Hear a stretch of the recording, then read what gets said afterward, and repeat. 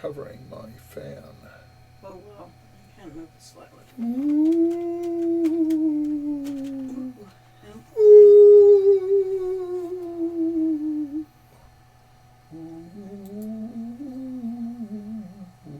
You can start it now because it's 2 o'clock. They make spooky noises and have the picture up for a while. Oh, I know, I heard that.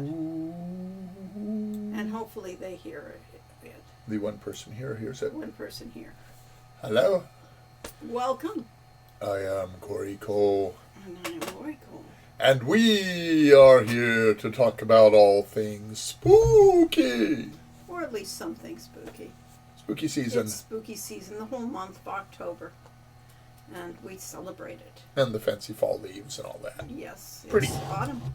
It finally feels like autumn here. What about you? What is your opinion of the spooky season? The spooky season, to me, is just the air finally starts to cool off, and it did yesterday, but it got warm in here again. Yeah, today it got warm Today again. it's warm.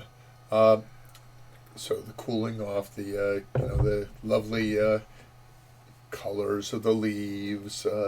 If you lived in a place where leaves actually change, some of them do here. There's a lot of ornamental trees around here that do change, but it's not the fall. Yeah. Yeah. Well, there's Belixar says, hope everyone is well. Yeah, to the best of my knowledge. Yeah. Happy October and happy autumn. Spring for the free people that are south of the border who have to celebrate it with flowers coming out. Whirs. Whirs, yes. And everything going green again. So September showers bring October flowers. Just doesn't scan. It doesn't have quite the ring to it. Oh well. Oh, I'm wearing my spooky Pirates of the Caribbean t-shirt that I picked up at Disneyland. It says Pirates Life for Me, and it supposedly glows in the dark. And it does, because I've seen it at night. So it works. I think it kind of does, because this skull I don't think was as visible earlier.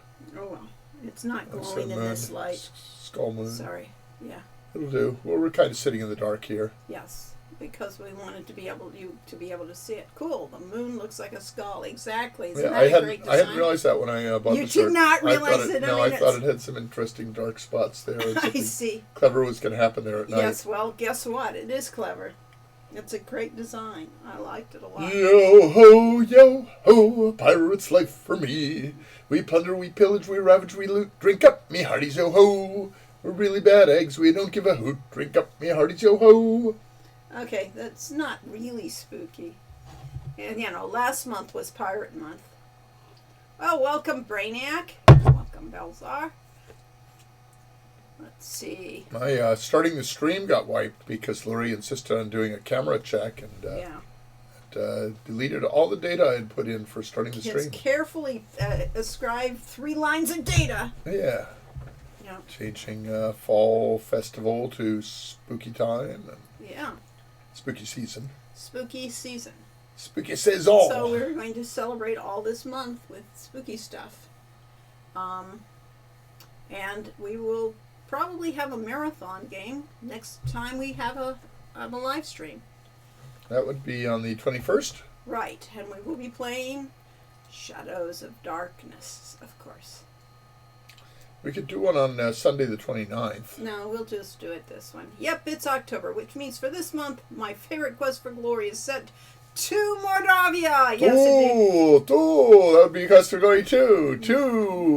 Mordavia.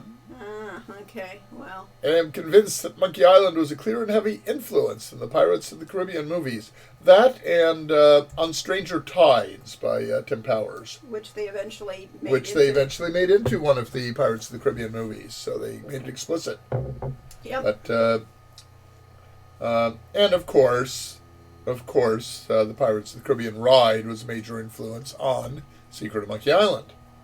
Will you be playing Jane's game, too? Well, we haven't been. I mean, we have not actually played any of Jane's games. No, I'm afraid at not. least not on our live You mean streams. Mobius, or do you mean... Oh, no. I mean, the real ones would be... Gabriel Knight? One of the Gabriel Knight games, which is actually a pretty good suggestion, Yeah, since it's we just have got no clue. werewolves and things, yeah. Yeah, but she's perfect for the season, yeah. We're really bad at adventure games, so we won't be able to solve any Well, of the you puzzles. guys will have to tell it. Yeah, we'd have to probably get into chat, just like I was seeing the speed runs of Heroine's Quest is, all points complete game in 22 minutes, and in several hours I haven't made it out of the starting island. Yeah. So, yeah, if you guys want to support us at that and tell us where to go and what to do, we'll be glad to play one of Jane's Gabriel Knight's game. Might have to buy them. You'll have to. Well, yeah, I think we could do that. Horrors.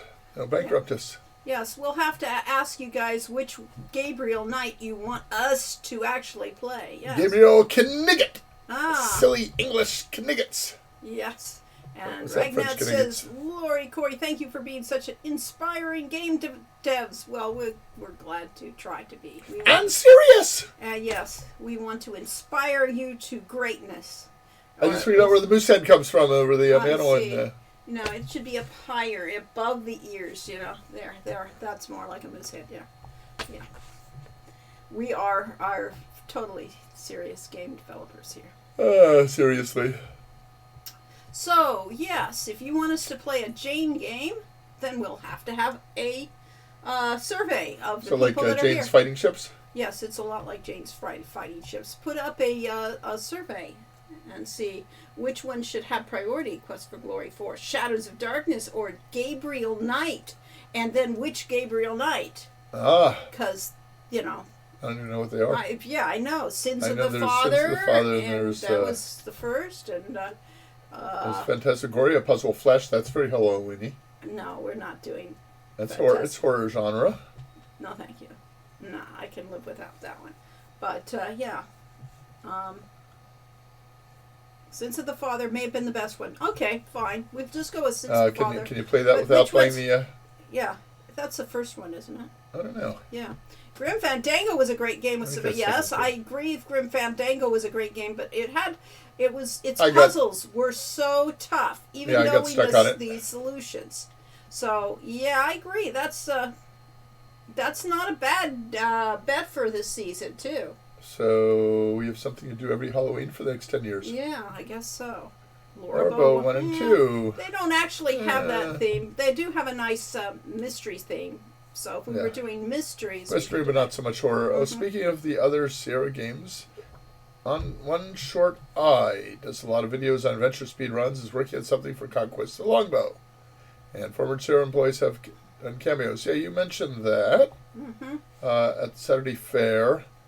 A Richard, son of Aaron, a couple of fellows from Andromeda, Christy Marks, and of course you two. I believe you've said you might be interested in that. Yeah, but we don't know what the logistics are. We have to have them get in touch with us or something. Yeah. Shadows of Darkness. Roadworks Gaming says he's here. A bit groggy today. Me too. Yeah. I actually kind of slept in this morning, but the problem is if you go to bed at 1:30, you got to do an awful lot of sleeping in to get a full night's sleep. He'd like to know how he should get in touch with you. He should email us at our top secret email address. Which one? Which is probably Corey Cole. You want? Well, I have the support, but I don't check that. Okay, always. fine. Yeah. Corey Cole. My top secret email is Corey Cole at solar.com.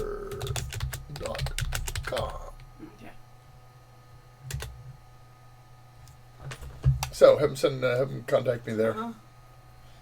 Let's see. Conquest of the Longbow was really incredibly hard. I'm sure it is. Let's see. Yeah. To have a time machine and be a fly in the wall at Sierra when you were all developing. That would be interesting, even for us, to be there and see what actually went on. Because, especially in the other games, yeah. Yeah. Because we were all in our little rooms and cubicles and kind of isolated with everything that's being done in the other games. Yeah, because we sure didn't see any of it or know any of it. We were barely... We sort of did, I mean... Well, no, we didn't. Vaguely aware.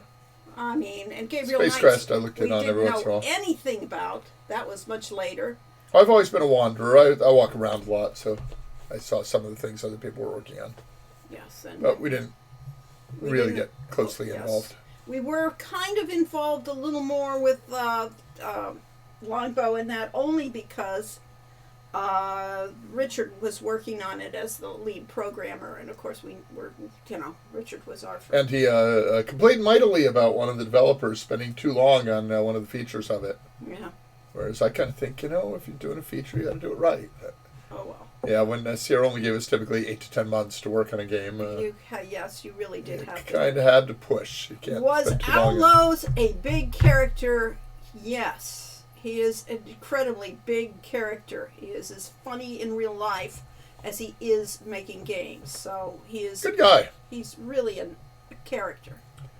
And plays, is it clarinet, I think? Or sax? Something. One of the...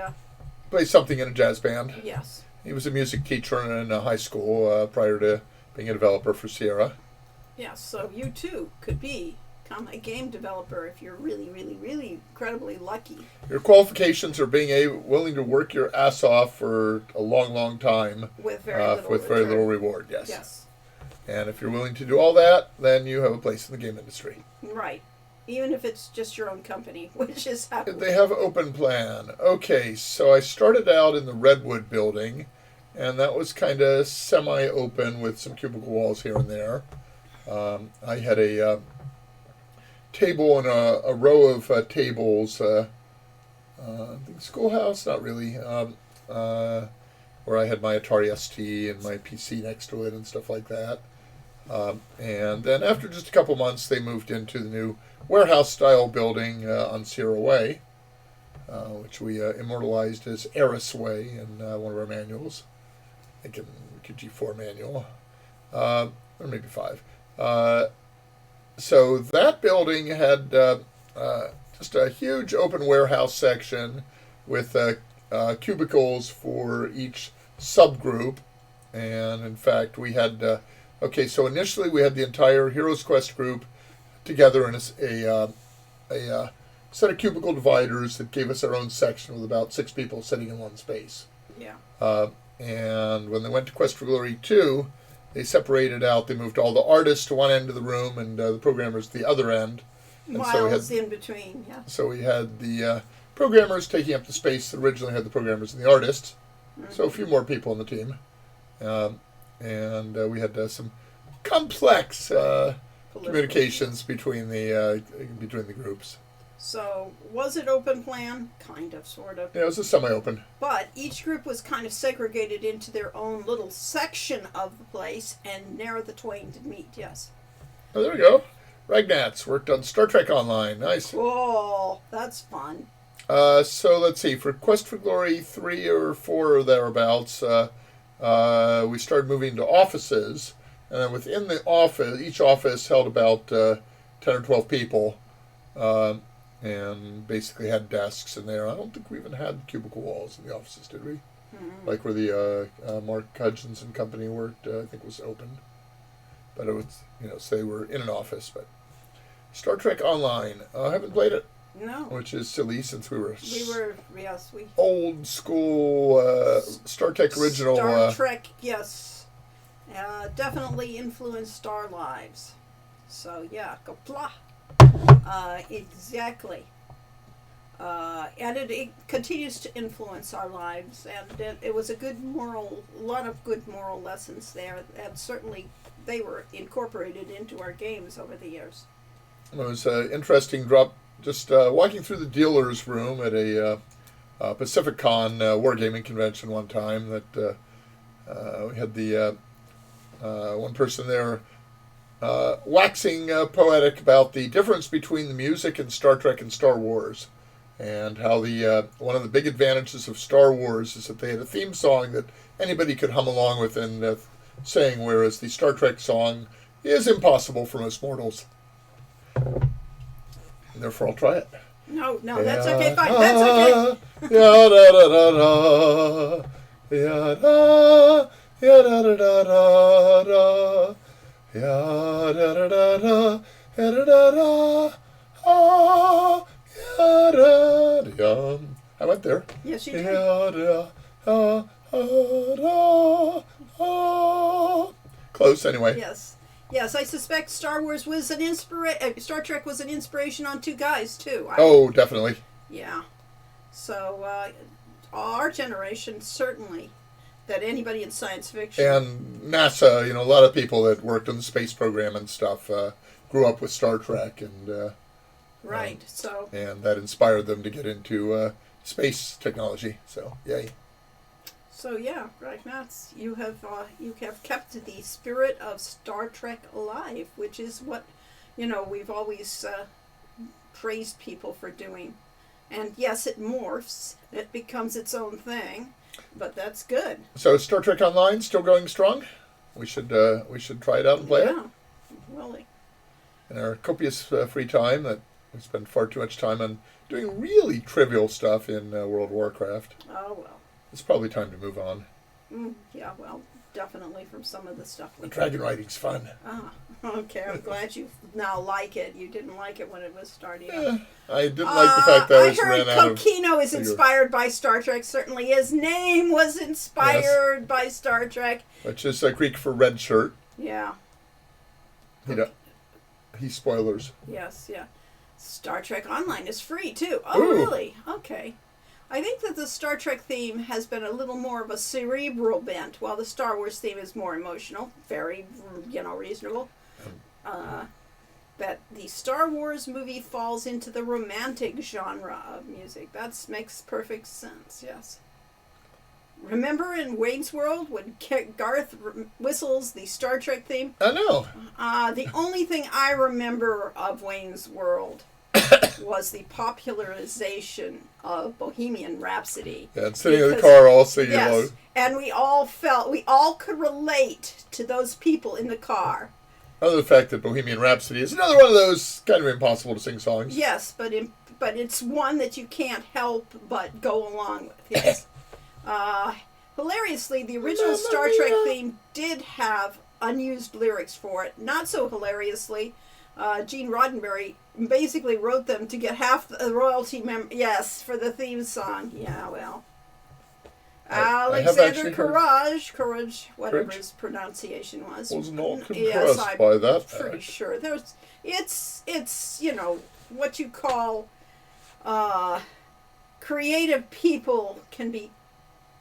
The word comes to mind that I won't say, but there are a lot of Prima donnas. Prima donnas, yeah. That's the and word. Have I seen the Orville? Yes, I've seen the Orville. Oh, you have. I really enjoyed the Orville. You didn't tell me to watch it. I did tell you. I said it's got a lot of puerile humor that is really, fun, really dumb. Okay. It's not to my taste, but the seriousness under not lying it and the characters are all great. And so, yes, I really recommend the Orville to anybody that likes Star Trek. Yeah. Arlo Hero uploaded a video of themselves hang gliding over the Swiss Alps, wearing their white sweater, beige vest with gold pin, and blue jeans to the Quest for More Glory group. Wow. Don't know how. Oh, you visited Erasmus's grave in Basel? Basel, okay.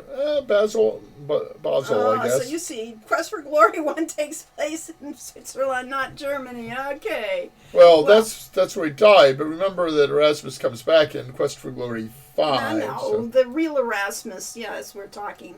That's Erasmus.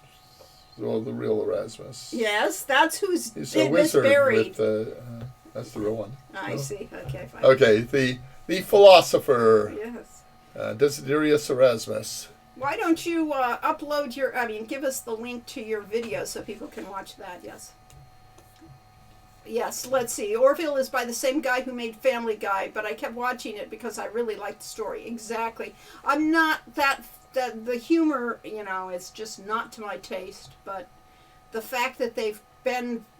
it's clear that the people that made the Orville loved Star Trek and loved the philosophy behind it and actually are better at it than some of the series that have been made in the name of Star Trek. Because they understood the underlying principles. It's just like Star Wars lost the principles of the Jedi. The first episode of Star Wars, that Jedi philosophy was awesome. And that whole first series, you really loved the Jedi. And then you probably have hated it ever since because they're such jerks. But you want that power. Well, yeah, but so they subverted the whole meme effectively. Indistinguishable from the Sith. Yeah, but Jar Jar, yes. But Jar Jar. Yeah, really.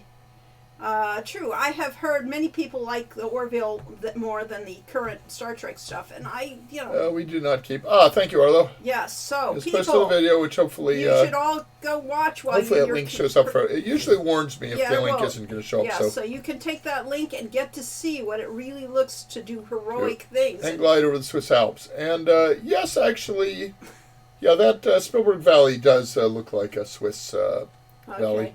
Sounds like Sith propaganda to me. Well, I would say you asked. I would say that the prequels did a fine job of making Sith philosophy propaganda. To say forsooth. Yeah. That would be the past tense of forsooth. But then again, I liked the Star Wars Online, and that you could not tell the Sith from the... you could. The Sith really got to do despicable things over the course of it. But Star Wars The Old Republic we played for a year or two in there, and stopped playing WoW for a while and played that, and it's a really good game. Yes, I liked it better than the movies, so, yeah. So we probably should try out the Star Trek one. Yeah, we'll probably have to have a day of it, yes. It's funny how people didn't like the prequels at first, but how many people have the same... Yes, than the originals. Just got to give it time. Well, it depends on which series you grew up watching as a kid. That's always the thing. So... and the 7 through 9, a lot of people are... hate now, but they'll come to love them. Right, or somebody will.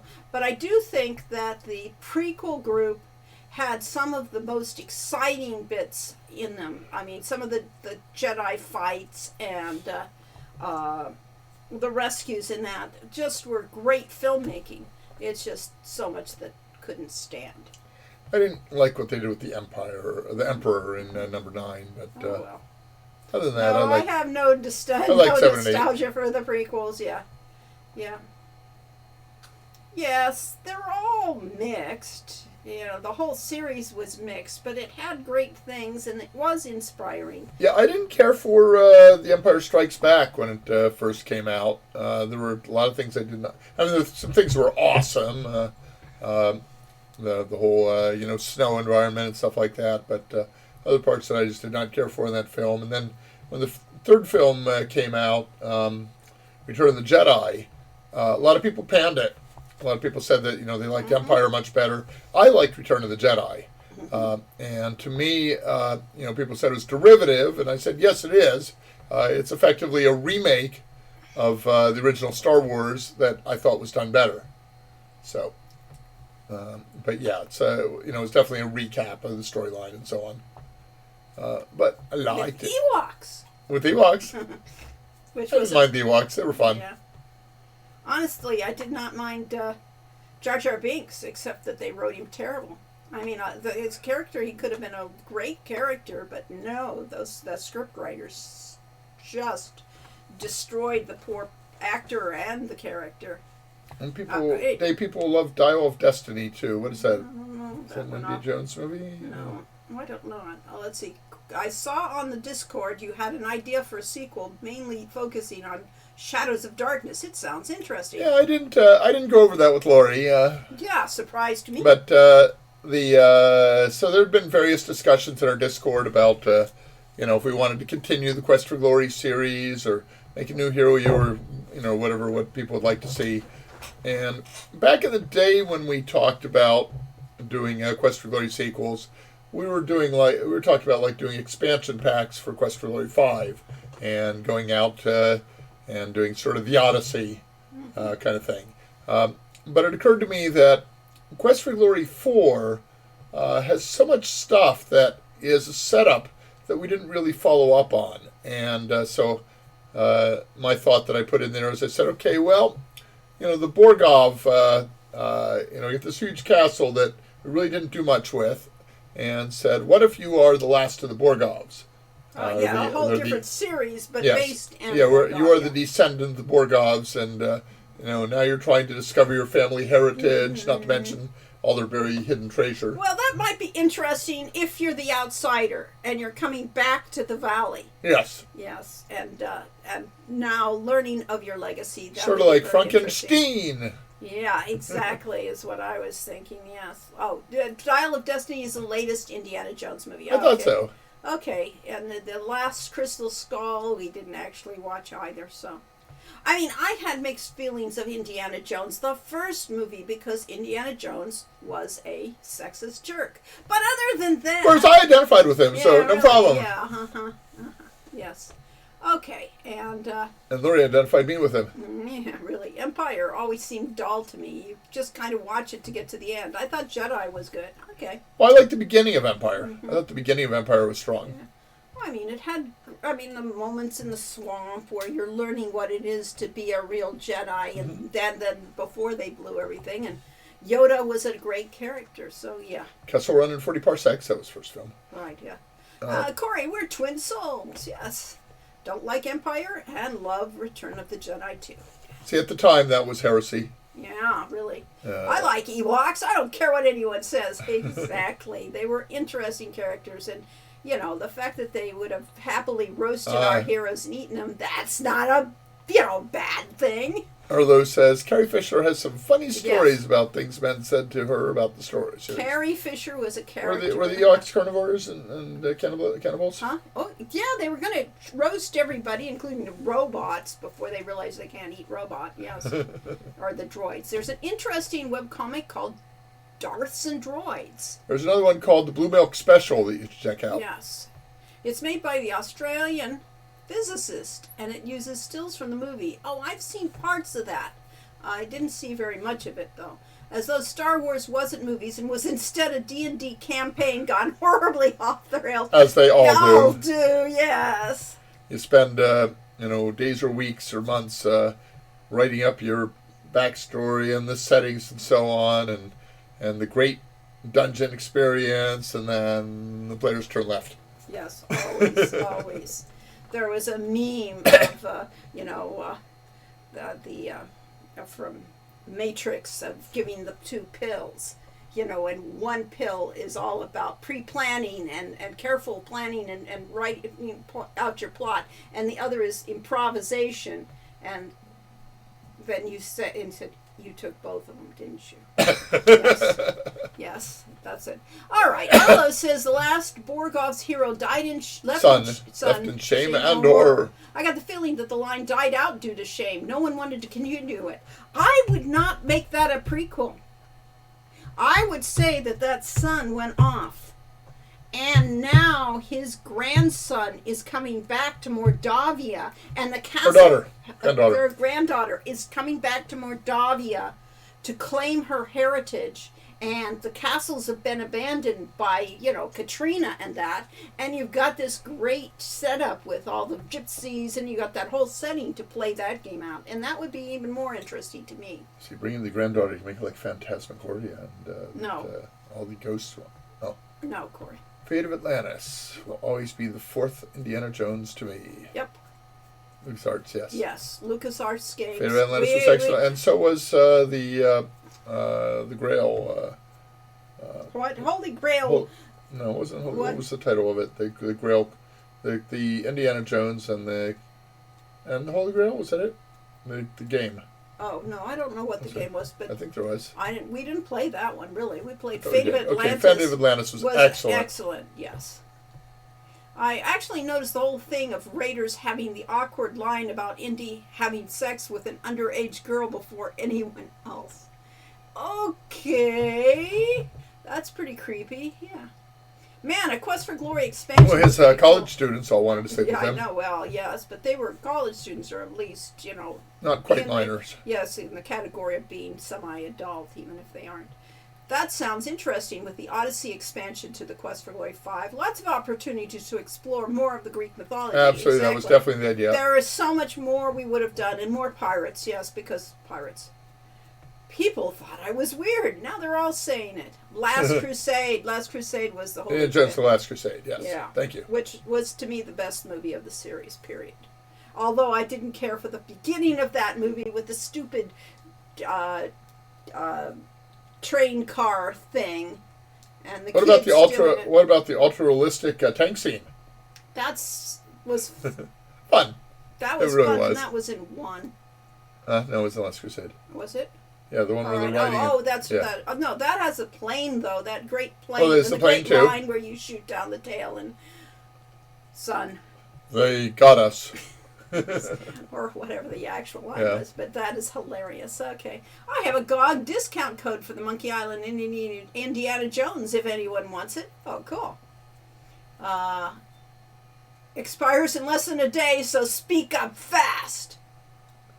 In the original Latin, Jehovah. I don't think we have Indiana Jones on GOG. We had it on disc. Yes. Well, that's because J wasn't actually a letter in a lot of the original things. So yes. J wasn't a letter, so Indiana I. Cones. No, I. Correct. I for J. Well, that. You're advertising to Jehovah. a group that has all had those games in their original boxes for the past 12 years. But you may want to play it, you know. Yeah, if we want to you play have it again. not touched that game box in all those years, yes. And we actually either discarded or gave away many of our games. Yes. We moved, so. Well, we didn't give any of ours away. No, not ours, but all the other games. But once upon a time, we did have a box of Quest for Glory's Dragonfire, and I don't know what happened to that. We didn't bring it with us. We lost it. Still in the garage? No, it's gone. Huh. You'll never know. A Quest for Glory 5 expansion would still be possible. Age of Empire 2 is still having expansion today, and they had expansion to Baldur's Gate 2 many years after the original release. Yes. Well, Baldur's Gate 3 is the new one. Yes. It came out in 2020, I think. Yeah, and you can only hope for a Quest for Glory Okay, expansion. so somebody explain to me what's going on with Baldur's Gate 3, because I've been reading all this stuff about that sounds like it's a brand new release, but when I looked it up, it said it was released in 2020. So why is Baldur's Gate 3 new in 2020 and also new in 2023? Arlo Hero says he's seen 3 Quest for Glory 5 boxes. Yes, we have at least 4, 1, 2, there's 2 3, right over there. 4, 5 versions of Shadows of Darkness. Yeah, there's 2 Dragon And Glory 5s there's over 2 quests, and there's one down here. So we have at least 3. We have 4 of those. 4 of those, okay. And we used to have more Trial by Fire, but we gave away some of those. And, Quest Baldur's Gate 3 was in early access until the full version was released this year. Okay, that makes sense. Yeah, a lot of people that I know in World of Warcraft basically went AWOL. Yeah. And went over to Baldur's Gate 3, and If they said they very did- positive things about it. If they didn't go to Diablo. Well, they went to Diablo first. Diablo was, you played It was through a fad that. for a while. Yes. But Baldur's Gate 3 has had a lot of positive press on Discord I'm on. Yes. We've gone from 8-inch discs to 5 1/4 to 3 1/4 to CDs to what's a floppy disk to now what's a CD-ROM in our lifetimes. It's crazy. It really is. Yeah, from CDs we went to DVDs. But DVDs, most people can't play DVDs anymore. And then, of course, Blu-ray.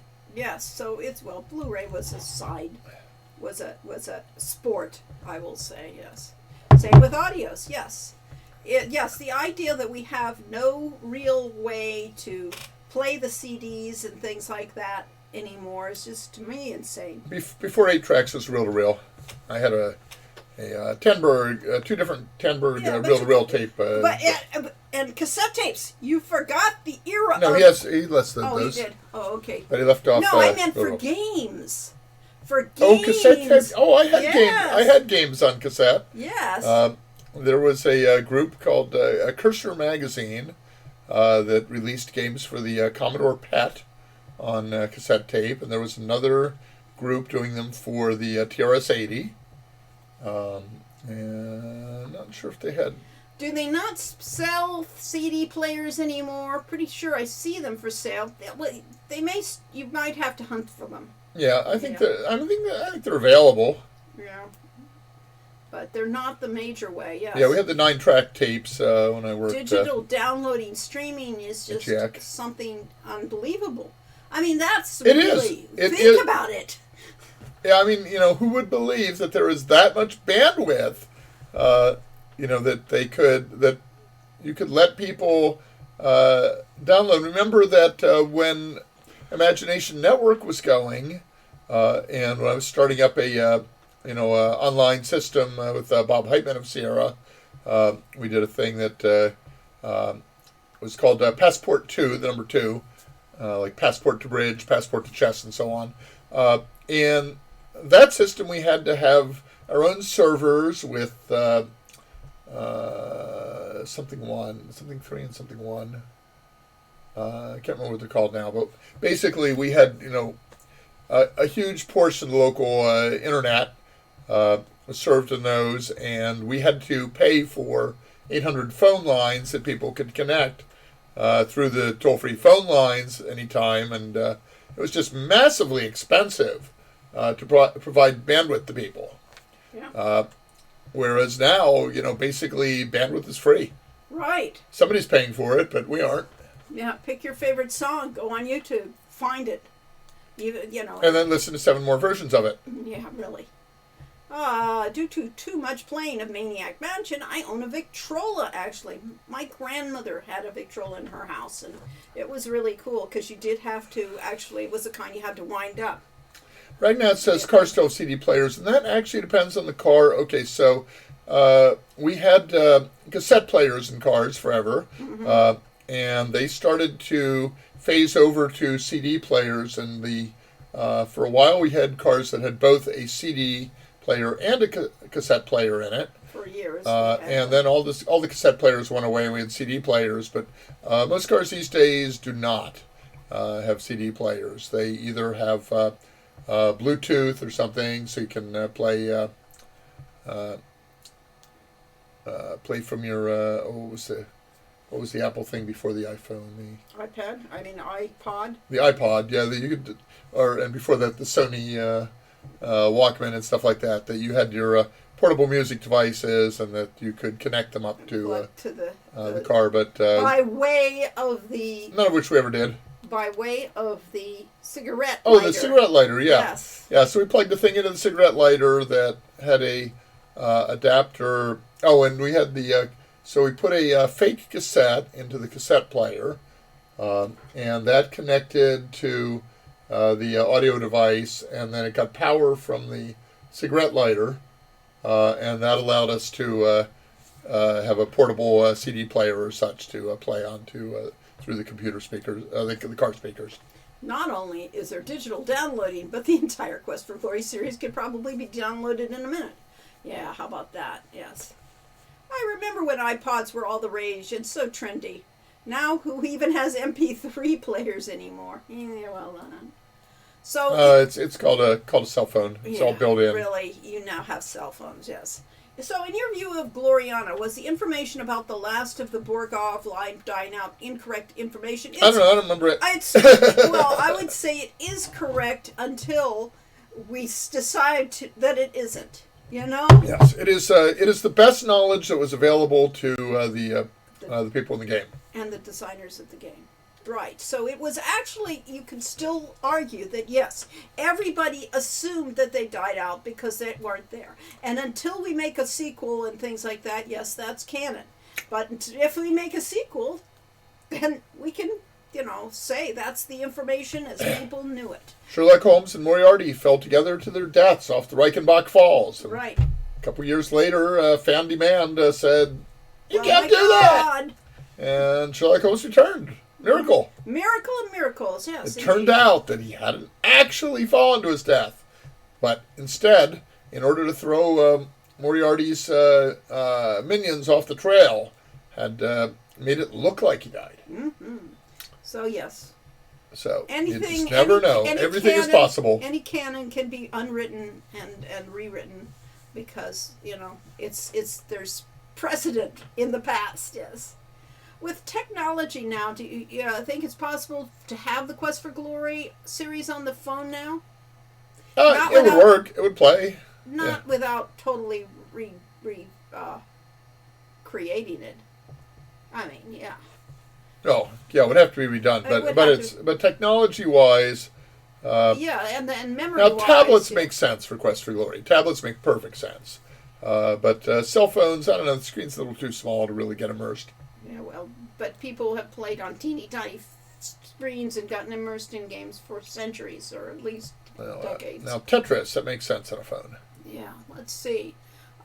Kids today will never believe the weird accessories used to play music in our cars. Kids today will never believe most of the things we had to go through in our lives to do things. Yeah. You young whippersnappers, get off my lawn. Yeah, I kind of miss the iPod Touch era, just before the smartphones taking on over. Yeah, those were great. Yeah. Makes sense that Katrina would have lied and said the line died out in order to take over the castle. That's true, but I also think it didn't have to lie. I mean, there was the family had abandoned it. Yes. So the scion of the Borgovs ran off, and as far as Katrina knew, they're all gone. Yep. And they were, because they weren't in Mordavia. The truth is, she knows it. Yes, really. Yep. And they didn't come back. Yes. And Katrina, of course, is a reliable witness. The novel The Hound of the Baskervilles is my favorite Holmes novel. Such a great book. Was that actually after his return? I didn't remember that. Yeah, I thought it was before one of the I thought it was early. Well, yeah. But, I'll have to look that up. Maybe you should just make that game. The whole Borgov thing is so obscure, Activision will never notice it's for Quest for Glory. Yes, that's what we did with a lot of the things that the references for Hero U is, they're never going to know. Let's see. All right, The Hound of the Baskervilles is the third of the 4 crime novels. Okay, so it was fairly late. Yeah. Okay. Yes, there was let's investigate the case. We've read all the Holmes. This was the first appearance of Holmes since his apparent death and the final problem. Okay. Yep, you were correct, but we didn't remember that. And it could have been one of the most interpreted movies of all the books. I mean, it could have been a flashback to a Holmes story before his death, but they didn't tell it that way. No. Okay, let's see. Yeah. I love to play VGA versions of the old Sierra games on my phone. Okay, yeah, I'd love to. Yes, that would be amazing. Tapping as a cursor would work well, probably. But they'd still have to be remastered in that. Here's the disambiguation page for The Hound of the Baskervilles.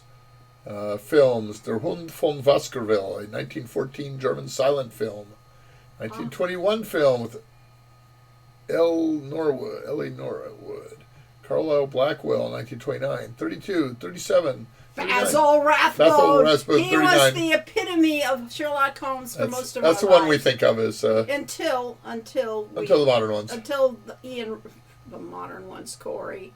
The modern ones. Yeah, like 1978. No. British comedy film with Peter Cook. One that was down here. Television. Ian Richardson and Jeremy Brett. Jeremy Brett is awesome. I mean, Jeremy Brett is the perfect Sherlock Holmes. Yes, so he overrode our version of Basil Rathbone. So mid to late 80s, which of course was right about the time we were starting at Sierra.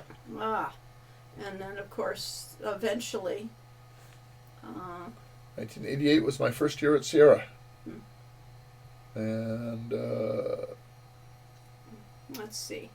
It may have chronically, you were right. The publication was after the Reichenbach Falls short story. Yes, that is correct. Let's see. QG1 is still my favorite parser command of all the adventure games. I'm sure you can guess what it is. It has, let's see. And Corey, what's that on your shirt? This is a pirate ship against a full moon, which is also a skull. And it says, Pirate's Life for Me, because I acquired this for a usurious price at Disneyland last time we went. Right. Which was recently. Yes, we went we went to Disneyland twice in the spring. Yeah. First time hadn't gone for years. We hadn't gone for years, and I proceeded to get seriously ill the first time. And almost had to throw away our other 2 tickets. But it's an hour away from us. Yeah, it's only an hour drive to Disneyland. So we decided to... go again last week to see the Halloween decorations.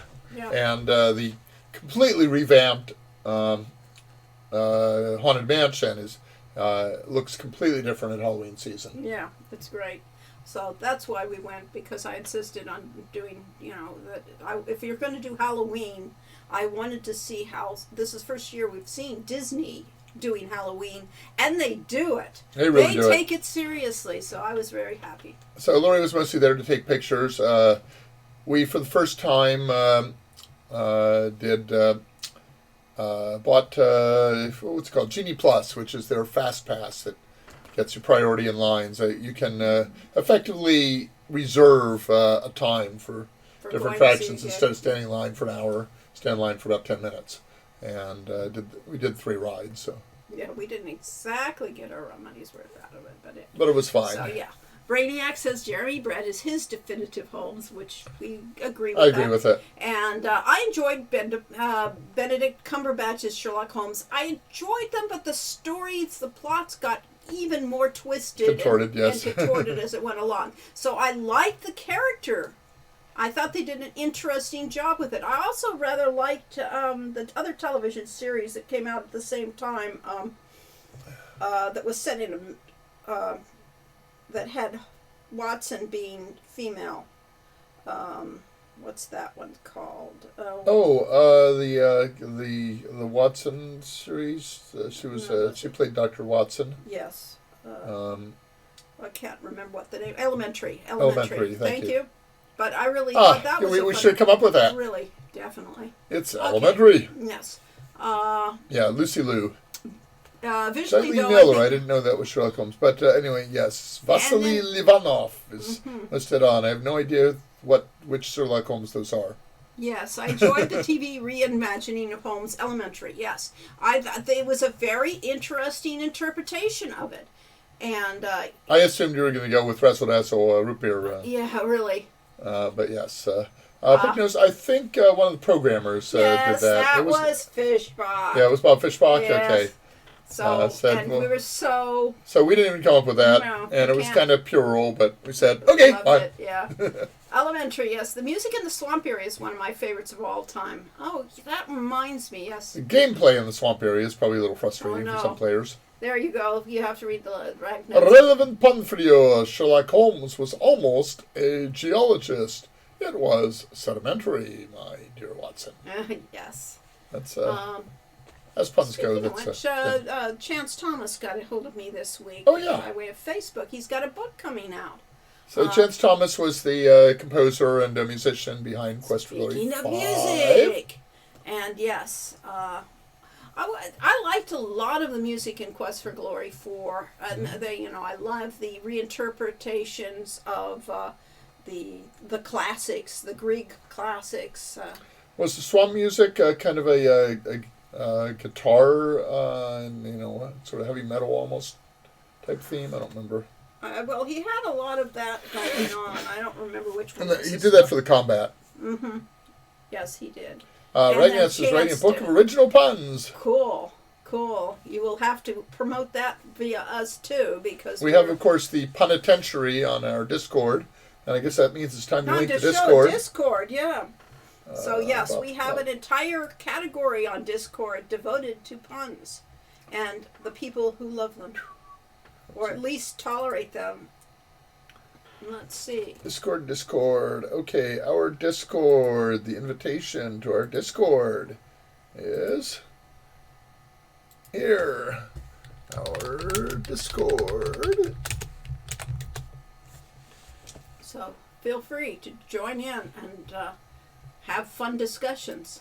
Yep, and definitely visit the Punitentiary. Is there anything new on it? Let's see. Or did I catch? Oh, no, there's new stuff even since I've been there. All right, here is our Discord. The latest pun is that one. The sky was looking ominous. Asked Siri, surely it's not going to run today. Rain today. And she replied, rain today. And she replied, yes, it is. And don't call me Shirley. That was when I realized I'd left my phone on airplane mode. Yes. That is a good one. Okay, I will smile at that.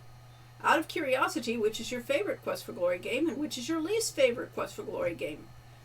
Okay. I like this one. You could be. Can't put anything in the bag because there's no space. I see. Okay. That's not bad. And I had not seen that one before. And the space bar is key. Ah, okay. Okay, I'm sorry. I got distracted. What? You did. He's easily distracted. Which is our favorite Quest for Glory and least favorite?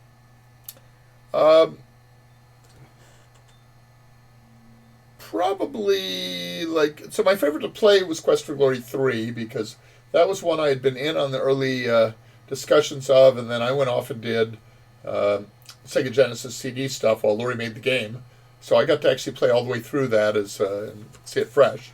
So that was pretty cool. But the ones I was most involved with were 2 and 4, where I actually got to, write a lot of the puzzles and participate in the story.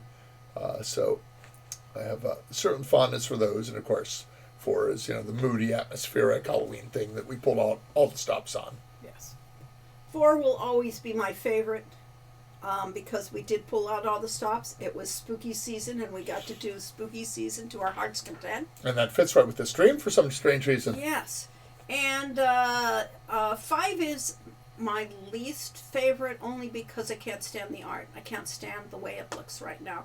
But I did like, the storyline I really appreciate. I really think that I pulled off, because it was all me at that point, bringing the whole story together and having a culmination the way we had always thought about it of the right of rulership.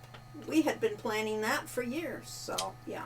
So Quest for Glory 5, of course, got canceled initially right after Quest for Glory 4 when we were about 2 months into brainstorming and writing ideas for it. And then I went off and worked on a couple other projects and ended up at Accolade, where I was going to work on a God game.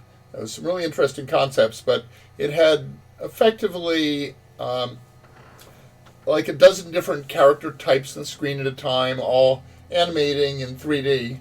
At a time where internet was slow and things like that. Yeah, remember this is pre-Quest for Glory 5 era, and Quest for Glory 5 was primitive. So effectively, the engine was for the 3D was designed in-house at Accolade, and looked at it and said basically you can't animate that many characters. It would be too slow to do all that rendering. So I said, okay, we can do it the way we did at Sierra, which is basically pre-render the characters and get all the different poses and walking directions and so on. And then I took out a little calculator and multiplied the number of bytes for each pose times the number of animation steps. So if you had like 8 things in a walk cycle, times 6 or 8 directions for walking. We actually did 6 directions for walking at Sierra by mirroring left and right. I guess we did 5. So the 3 to the left were mirrored to the right. So there were actually 5 directions, which means that if you had, say, a sword in your right hand, it's shown in your left hand, and you Don't turn worry around. about it. Pay no attention to the fact, man behind the curtain. Yes. Anyway, so I started multiplying out all the numbers and said, oh my God, the hard drives today will not hold this game. Because we had hard drives that were like, 50 megabytes. So I said, you can't do the game. And they eventually canceled the project, partly at my recommendation. So I've killed off a couple projects. What else did I kill? With reality checks. With reality checks, yes. You killed off. I killed off 5. I killed off Quest for Glory. 5. Yeah, because after Quest for Glory 4, our manager came in and told us that he had a mandate from Ken Williams and upper management that all the game budgets had to be across the board by 20%.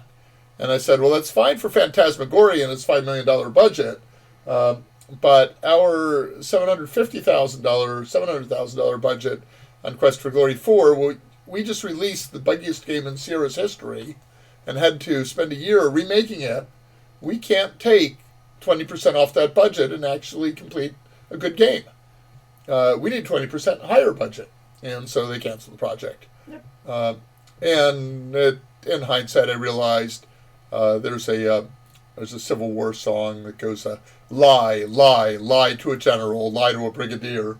That was the right answer, is to say, oh, sure. Yes, sir! We shall do that. We shall cut off. Because they wouldn't have. And then had the 100% budget overrun afterwards. Right, yes. Let's see. So for $1 million, we could have pulled off Quest for Glory 5 in the Quest for Glory 4 era. Yes.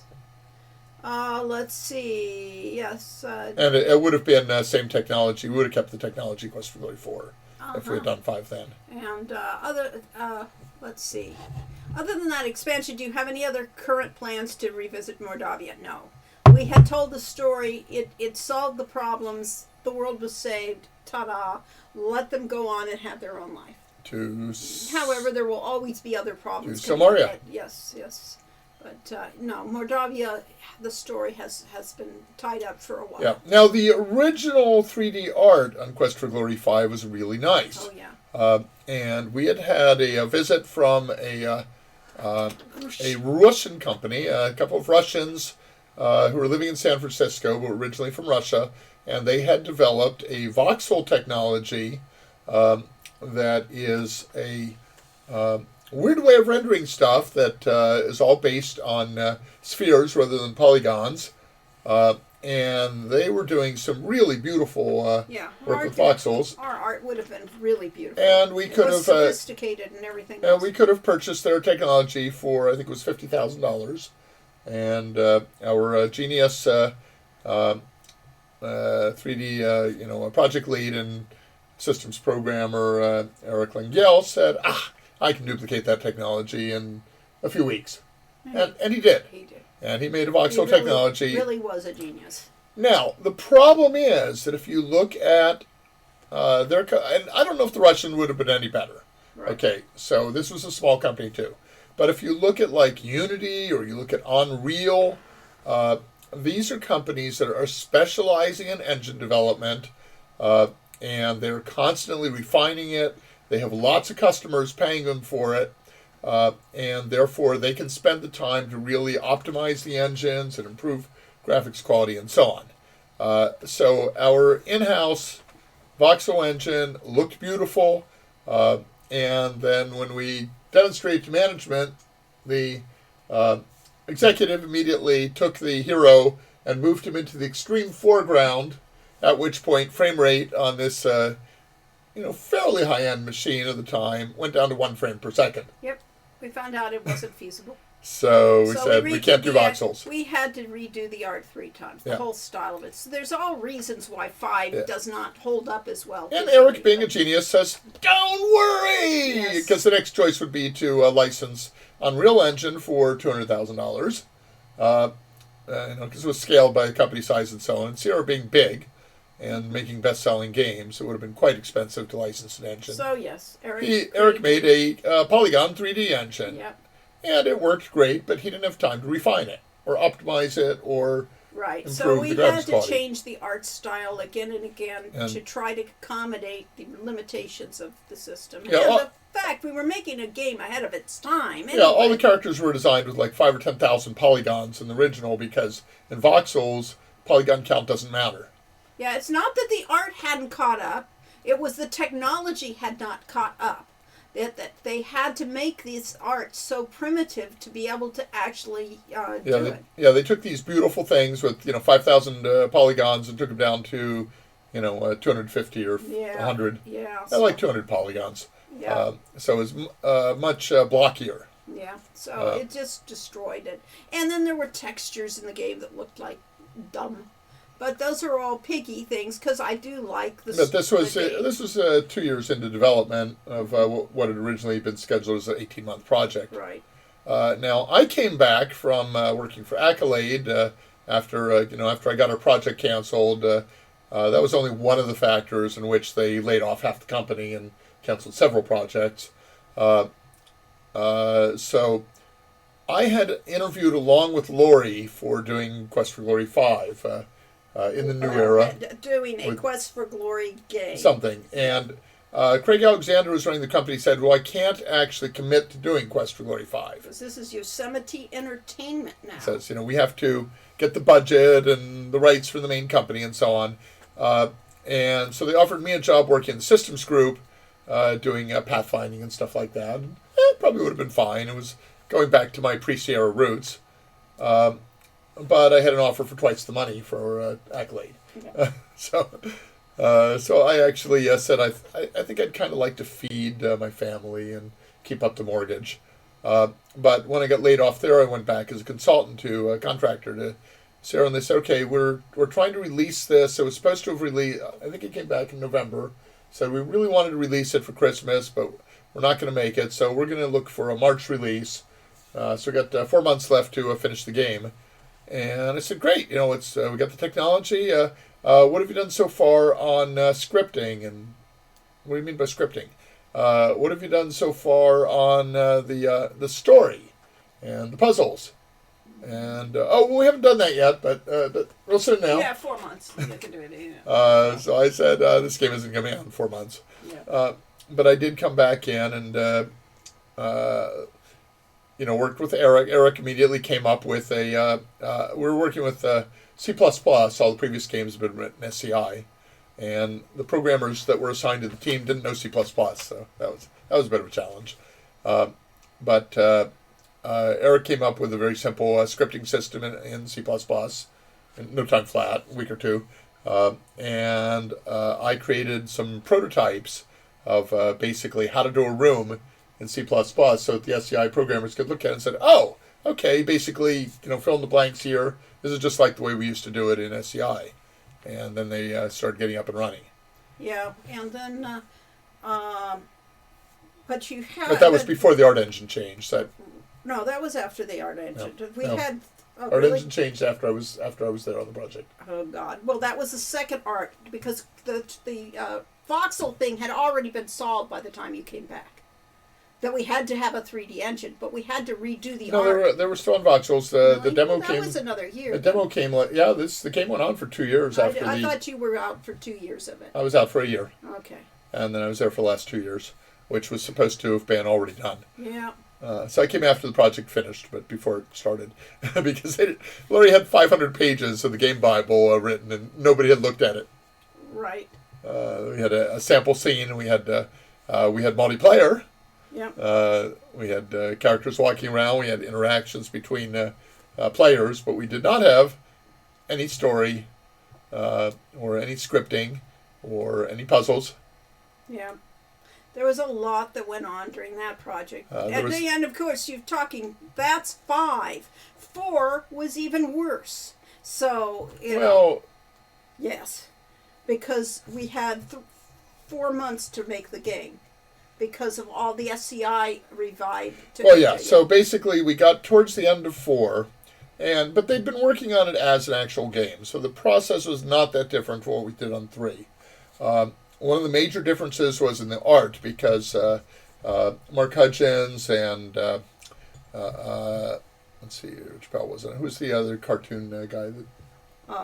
Mostly it was Mark Hutchins was creating. Yeah, you're talking about the guy who actually designed all the characters and did the character drawing. So I have to think. Yes, I'll not be able to think. Oh, come on! I know who he is. Anyway, name not by. Anyway, so they went with some major improvements to characters. It was a stylistic change. It was a little more cartoony. It was all Mark Hutchins as art director. It was his choice to go with that style, which I couldn't. I thought that was an interesting approach. I didn't object to it. Was Andy Hoyos involved in 4? No. Okay, he wasn't on that.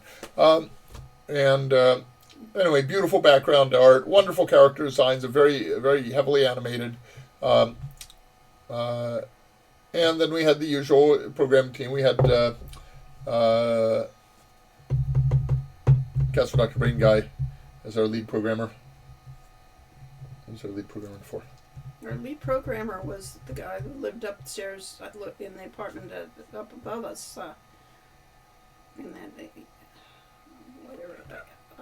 Anyway, so we had the team on there. They were doing it. And the problem was just that I was on full-time on Quest for Glory 4 as a game designer. I was not a programmer at that point.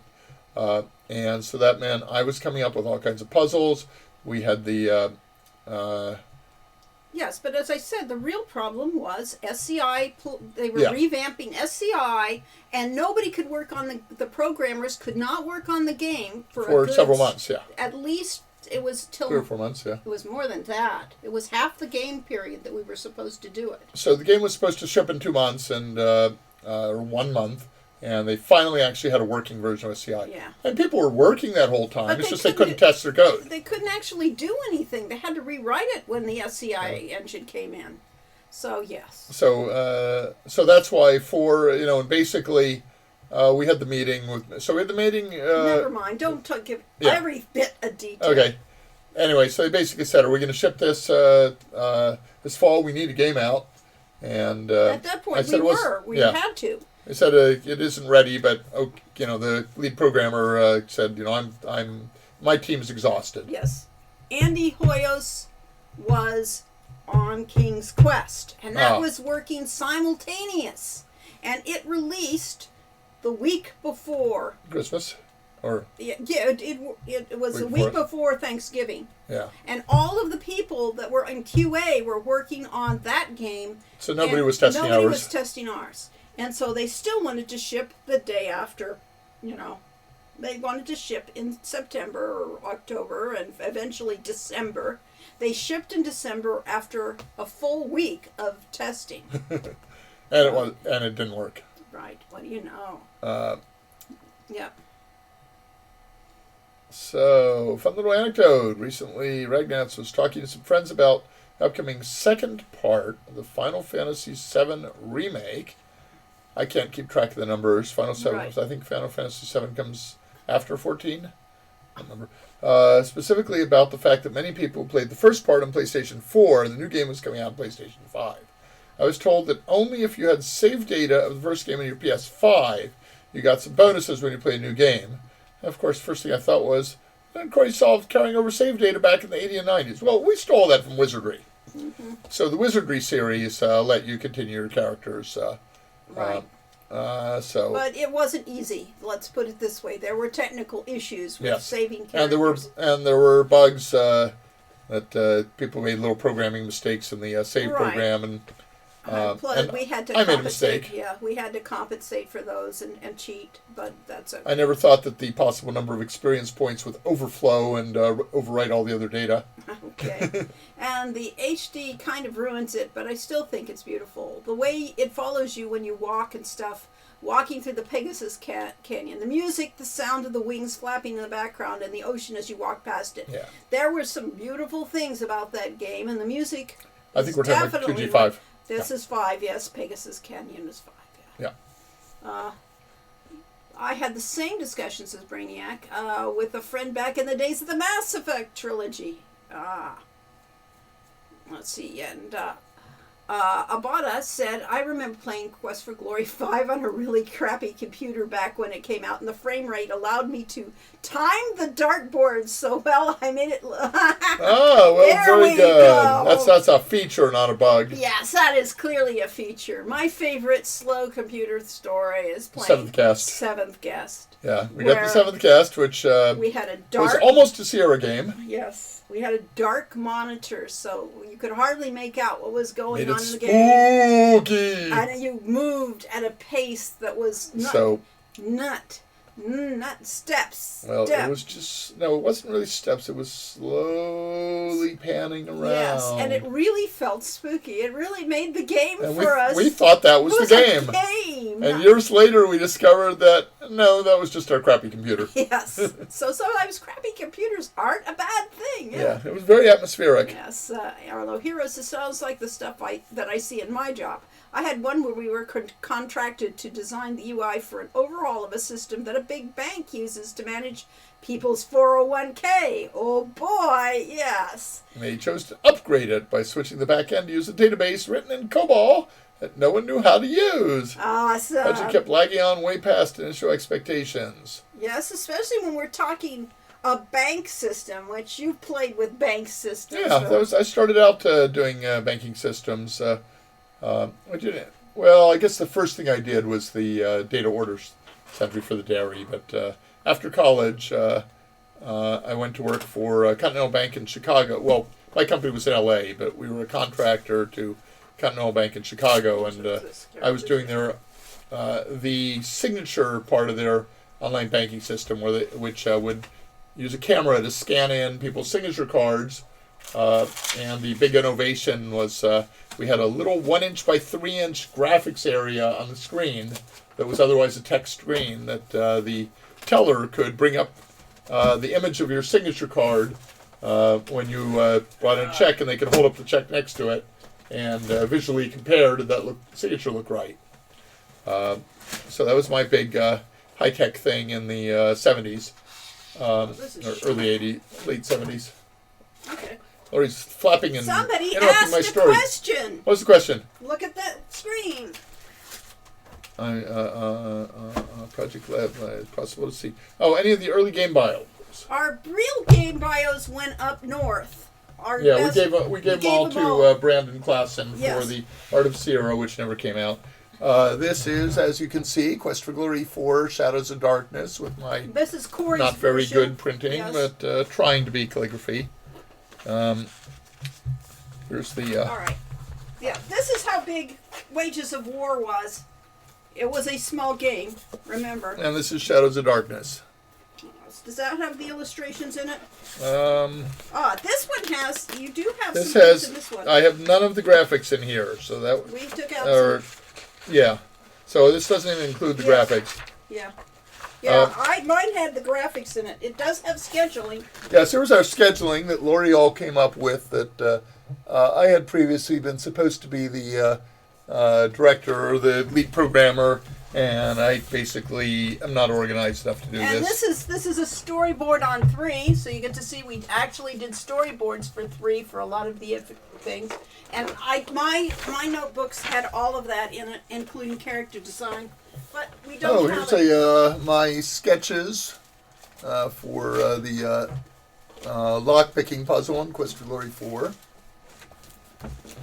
So, yes. It was probably inspired by something in Sherlock Holmes.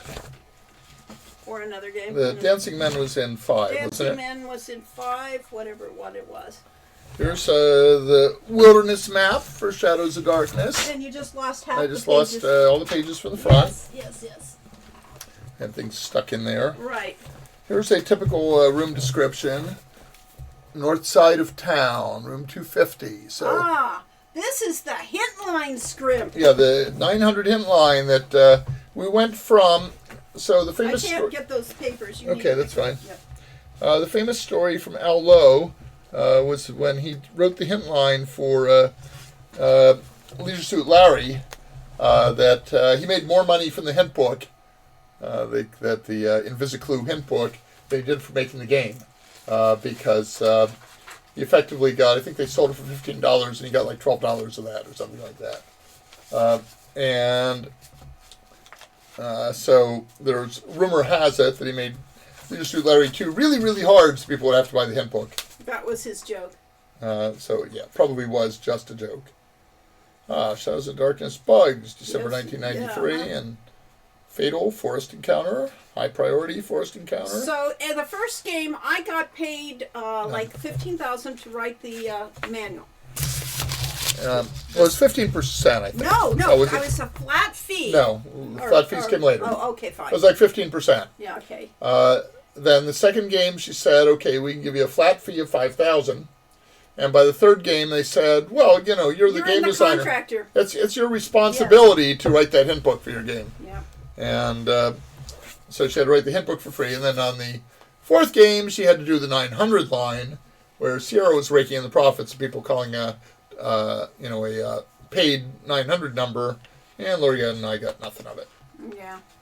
Let's see. Said, you should be grateful to get anything at all. Belzar says, would you consider making a lore book for the Quest for Glory universe? Okay, so there is Questing for Glory by Jason Michaels, but M-I-C-A-L, that is supposed to be coming out, was supposed to come out this year, and it got delayed because he was getting problems getting the rights from Activision to use illustration screenshots of the game in the book, and so he was working with the people that do all like the art of adventure games and the art of role-playing games and so on to publish the book, and they would work with Activision. They couldn't get through to anything with Activision's lawyers.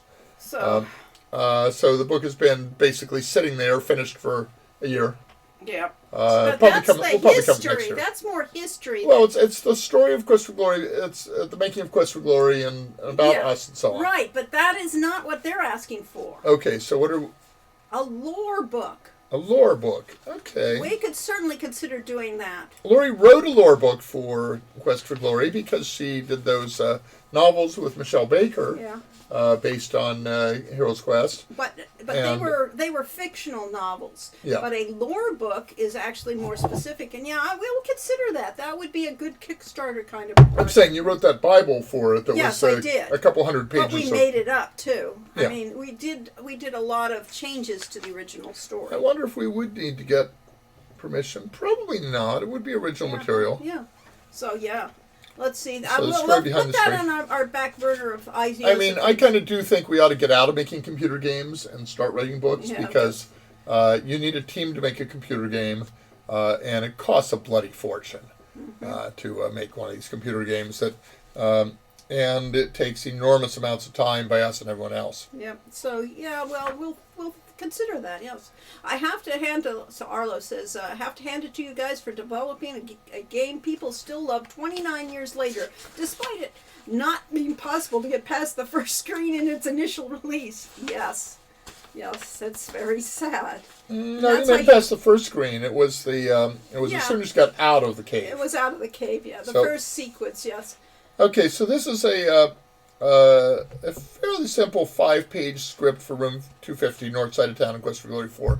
But you have to keep in mind, when we were writing Heroes Quest, the room descriptions included all of the interactions Lori could think of and all the text for it. And then we got Mark Wilden to write the message editor for Quest for Glory 2. So that all the interactions, the dialogue and all of that was written on a computer from then on. So and basically went into a database equivalent. So 5 pages of script for a given room where it just talks about what happens there. Yes, and the scripting actually occurs in the message editor. So when Lori would first write one of these scripts,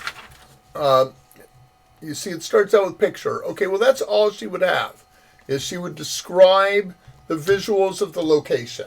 And that would be handed off to a background artist. And then she would come up with, okay, here's the animation we need to make this scene work. And that would be handed off to an animator who would follow those instructions to make the animation. And then she got around to writing the programmer's notes. So that the programmer would take that art that had been done. And this is all just-in-time stuff. So Before that was an issue. Lori was madly writing, the descriptions as people were working on them. So, and then the artist was working on stuff, and then the, programmers would start as soon as the art was somewhat ready. So I was doing a revision of the script at least 5 times as we added more stuff to it. So this is, one of the normal situations in the room. If the door is locked, how do you get past the lock? The monastery door is trapped. How to get past the trap? There's some dialogue from Igor. The werewolf event. What happens there? And later on, Lori structured this so that, or maybe even during this period, so here's the Burgomeister's office, room 300.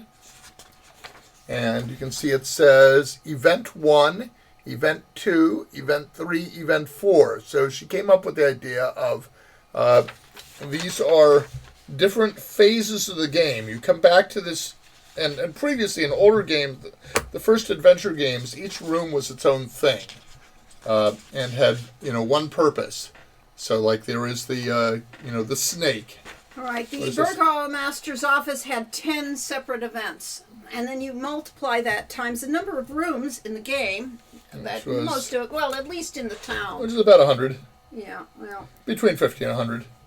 Yeah, so therefore, the scripts got very complex and very, elaborate. And I was constantly working on them. So let's see. And why is it? Webhead Spidey says, perhaps a tedious question, but in an expansion for Quest for Glory 5, would you have been able to get into more rooms and buildings in Solaria?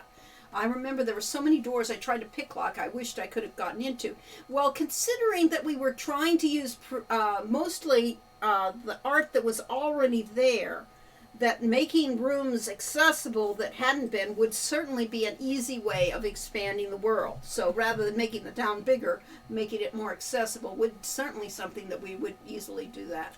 But of course, we were too ambitious for that. We were instead going to send you out to the Well, we were going to send you out, but you still had to think about what's the rogue doing and what's, you had to figure out those things. Yes. Yeah, rogues are tough because basically, if you have a thief character, it makes sense for the thief character to want to steal everything. And the tradition of adventure games is pick up anything that isn't nailed down. And if it's nailed down, find a crowbar. Yeah, exactly. So you would basically, everything that you could interact with the game was important for a puzzle. And we wanted to go away with that. We wanted to more have, a story that was kind of a simulation of a pseudo-reality and give people feeling this is a real living world.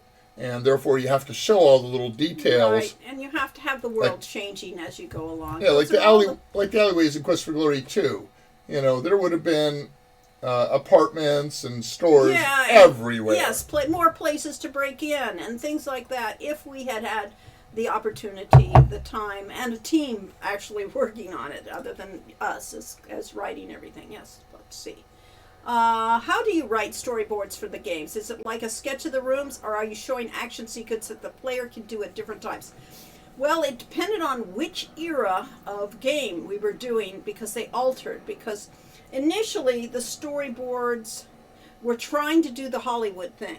Yeah, so the first one we did was Quest for Glory 2. Yes. And Ken Ishii made the storyboard, and that meant basically Lori had to completely plot out the game and come up with all the locations in the game and what the story and the gameplay were going to be.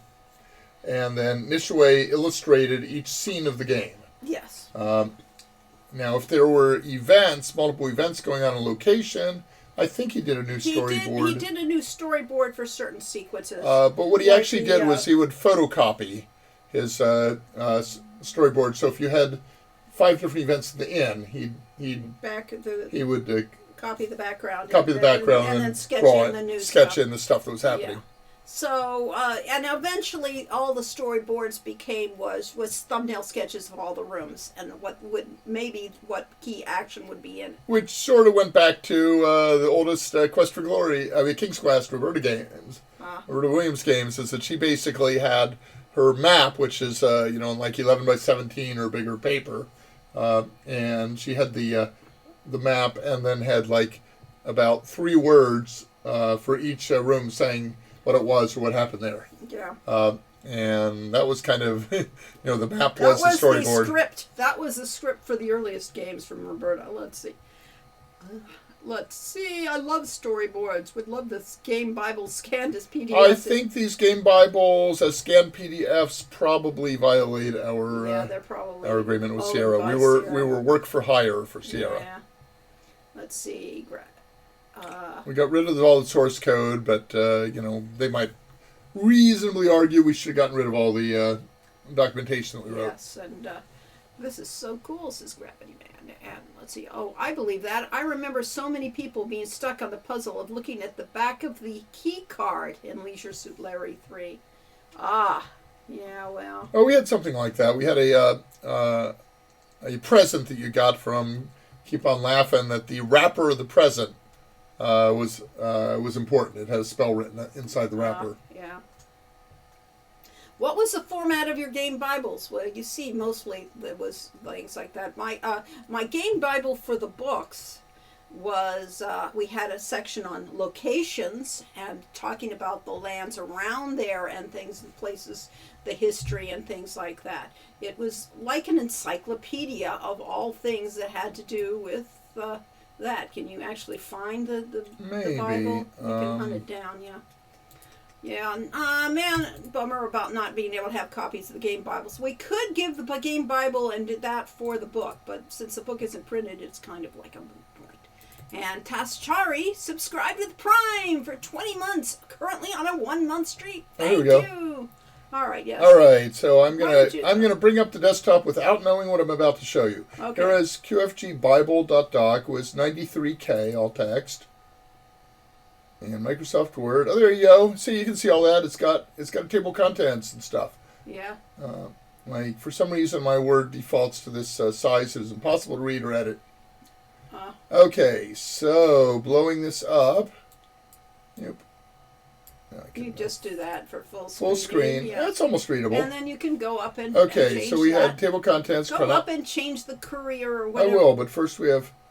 Well, I could just magnify it. You could, and use a magnifying glass. How do you do that? I don't know. There is one here. Find, replace, view. Magnifying. Oh, it's not going to zoom. Oh, well, never mind. All right. Anyway, so regardless of that, but now I can go to draft, which is the way I actually work with things. Okay.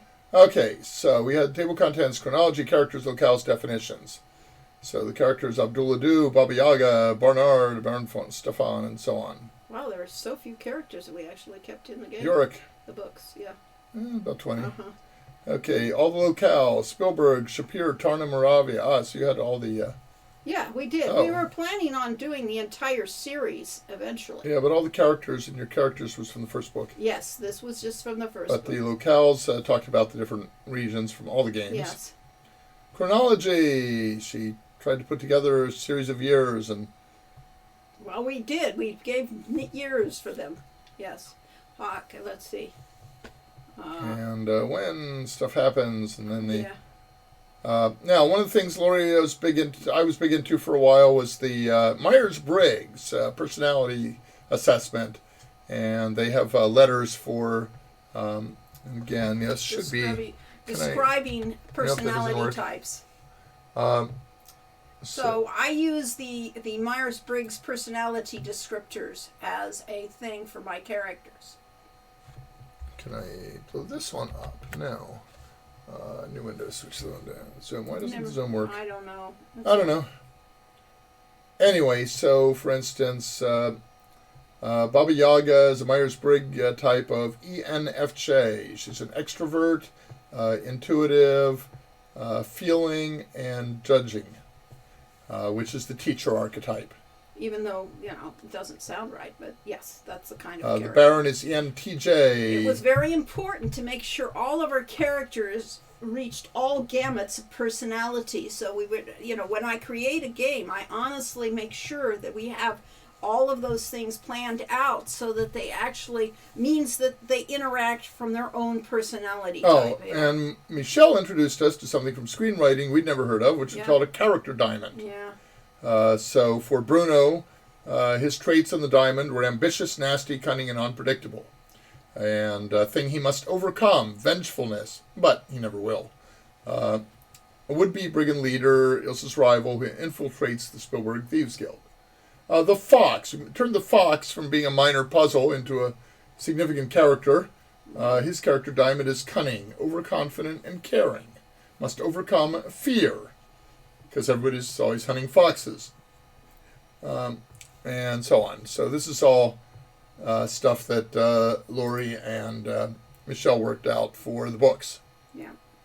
But was not used in the games. Right. We did not do that till afterwards. You don't have to do that. Okay. All right. The best part of Quest for Glory 5 is knowing the hero does some awesome dance moves after all. Well, after all these years, he finally actually learned how to dance. Yeah. Uh-huh.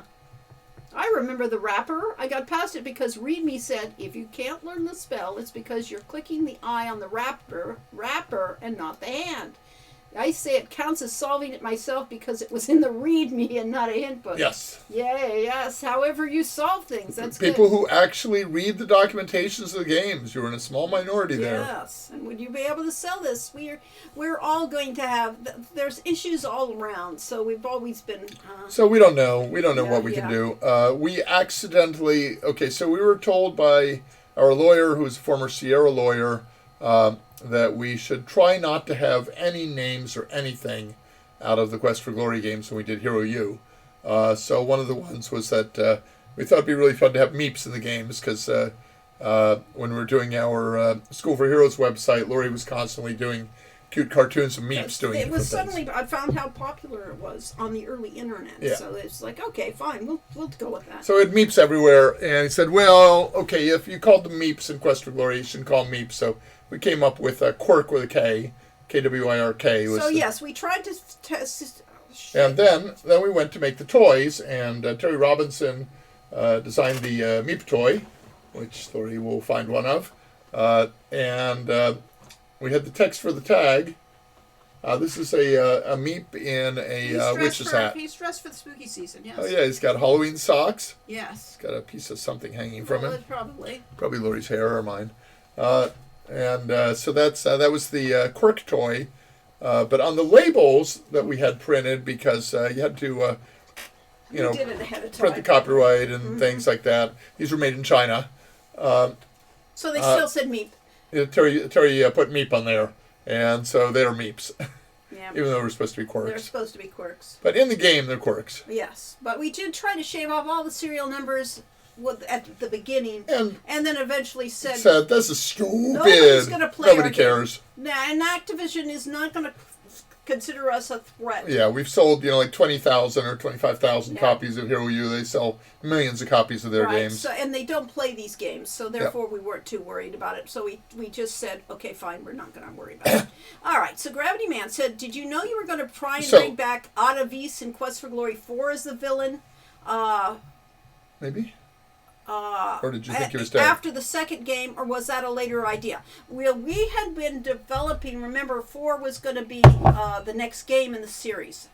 So it was coming immediately after 2 in our original plans. So although we didn't plan for it initially when we were writing these things, certainly over the course of making Quest for Glory 2 and developing Ada Vis, that we made the decision it made sense. That it just made sense to have a villain that you could, really root against. And it was that concept of having somebody, our first game, you had no true villain, although we had a lot of bad people. Yeah, Baba Yaga is not really a villain. Right, and we proved that but she's certainly an antagonist. And certainly Bruno is as close to your enemy as anybody, but he's a minor character. He wasn't played up that way. So by the time we were doing 2, we realized that having a strong villain was a very important thing to a series, and so that's why. And Quest for Glory 4, the Vampirus is, your main antagonist and the one who wants to bring darkness to the whole world, but, she's not really portrayed as evil, and we already knew she was a complex character that had a backstory. We wanted the player to assume she was evil and that she was your enemy, and yet you met her right at the beginning of the game and you didn't know. And she's nice to you. Yeah. So, so she wasn't all that villainous. Whereas Baba Yaga, Ada Vis is always evil. Yes. Ada Vis is just, totally scum. Let's see. And Ragnar says, it looks like the look on the back of the game box from Metal Gear Solid. That's a great one. Balthar says, I love Meeps. And I see April Dawn says, the Bible is very neat. Honestly, didn't know that such things exist. I try to sort my ideas on index cards like I was told to do when writing stuff. An HTML book wouldn't have come to my mind. That is, doing a Bible. Very important to know, and like Blizzard uses this stuff for like World of Warcraft. They have an extensive Bible because they're constantly bringing in new developers and writers. Right. And they need to know. But we didn't do that on our games. Remember, this was we didn't know what we were doing when we did it. So the Bible occurred after the fact, after the games were made. And yet I do Bibles on games now as an automatic thing because it's very important to keep this track of this stuff. But anyway, I was going off on a total sidetrack with the Meep/Quirk. Okay, fine. And it's important because the question was, could we publish stuff with this? And the answer is we might get away with it, but if Activision decided to sue us, they would probably win. Yeah. They might just not decide to sue us, but we don't really want to take that chance. We could have gotten a cease and desist order. Yes. But times are changing, and Microsoft is in the process of trying to acquire Activision, And if they do that, then we might be able to go to licensing department at Microsoft and say, hi, we're the original game designers for one of your games, and we want to publish some things on it which will help promote your games to the public, and it'll be good for you. And I think they would probably let us do it. Whereas Activision legal department, you can't talk to them. No, they just don't. They just don't answer.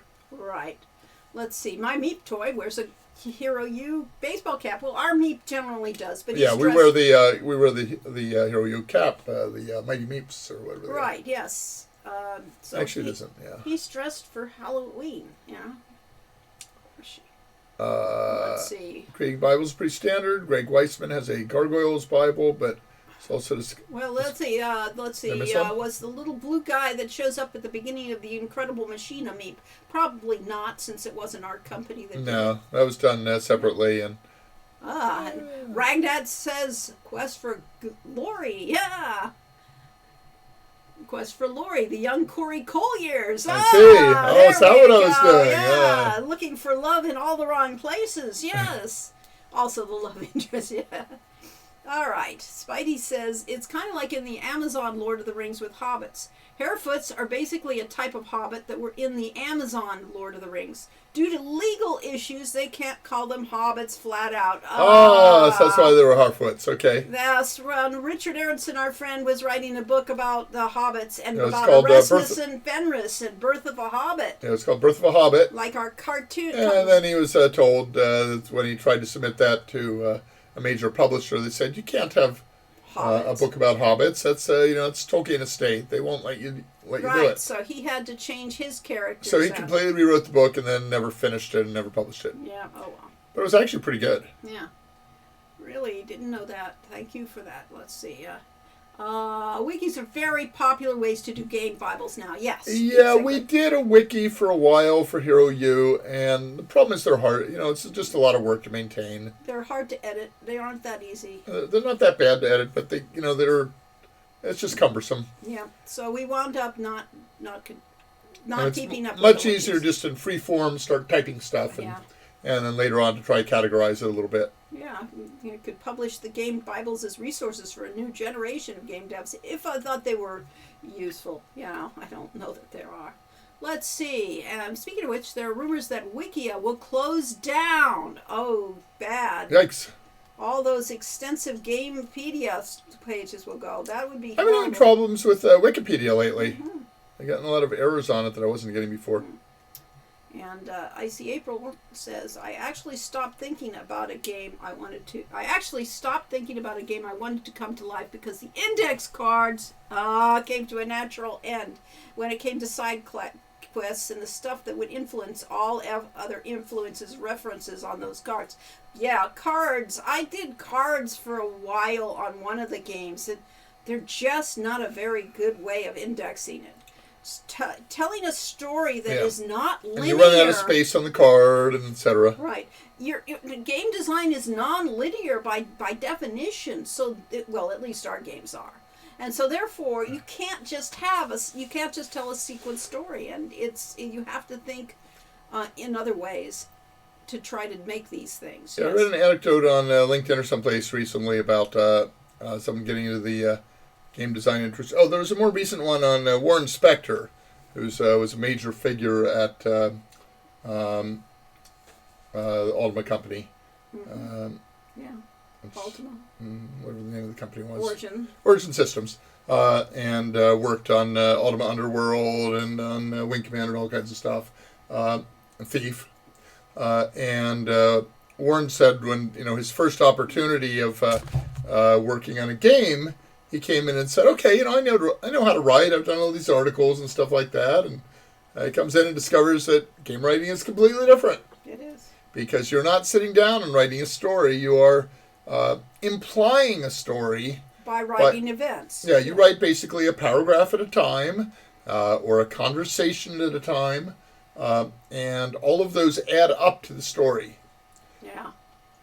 So we like to think of storytelling in A Quest for Glory or any of our games as a collaboration between us and the player. That together we're writing a story. Right. So you can't just write out a plot, although, many games started out as just plain stories, and eventually they figured out how to get them to be interactive and branch off from the original story. But we started out with the concept that the game is a series of branches that you have to allow the player to branch. And so the trick is trying to keep it under control. So Sanford thought that Shadows of Darkness and Ultima 8 Pagan were his favorite games back in the day. And I got to, I think it was Ultima 6, which is the first sort of 3D-ish one. And first of all, I couldn't stand the look. So I just found it non-immersive. Yeah. So even though the graphics were really bad in Ultimas 2 through 4 and stick figures waving and stuff like that. Yeah, really. But you could talk to characters and ask about their name and their job and their something, yes. And quest, and you get a feeling like you were actually interacting with characters. No, we didn't, and All we right. really thought that's why we wanted to be a game designer, because we felt like we can do the better. promise of interaction. The idea was there. Yes, but it wasn't being played out, and mostly because of limitations to things too. Yeah. The way we wrote the Quest for Glory, and pretty much all the Sierra games are written is just basically you had a parser command such as talk/tree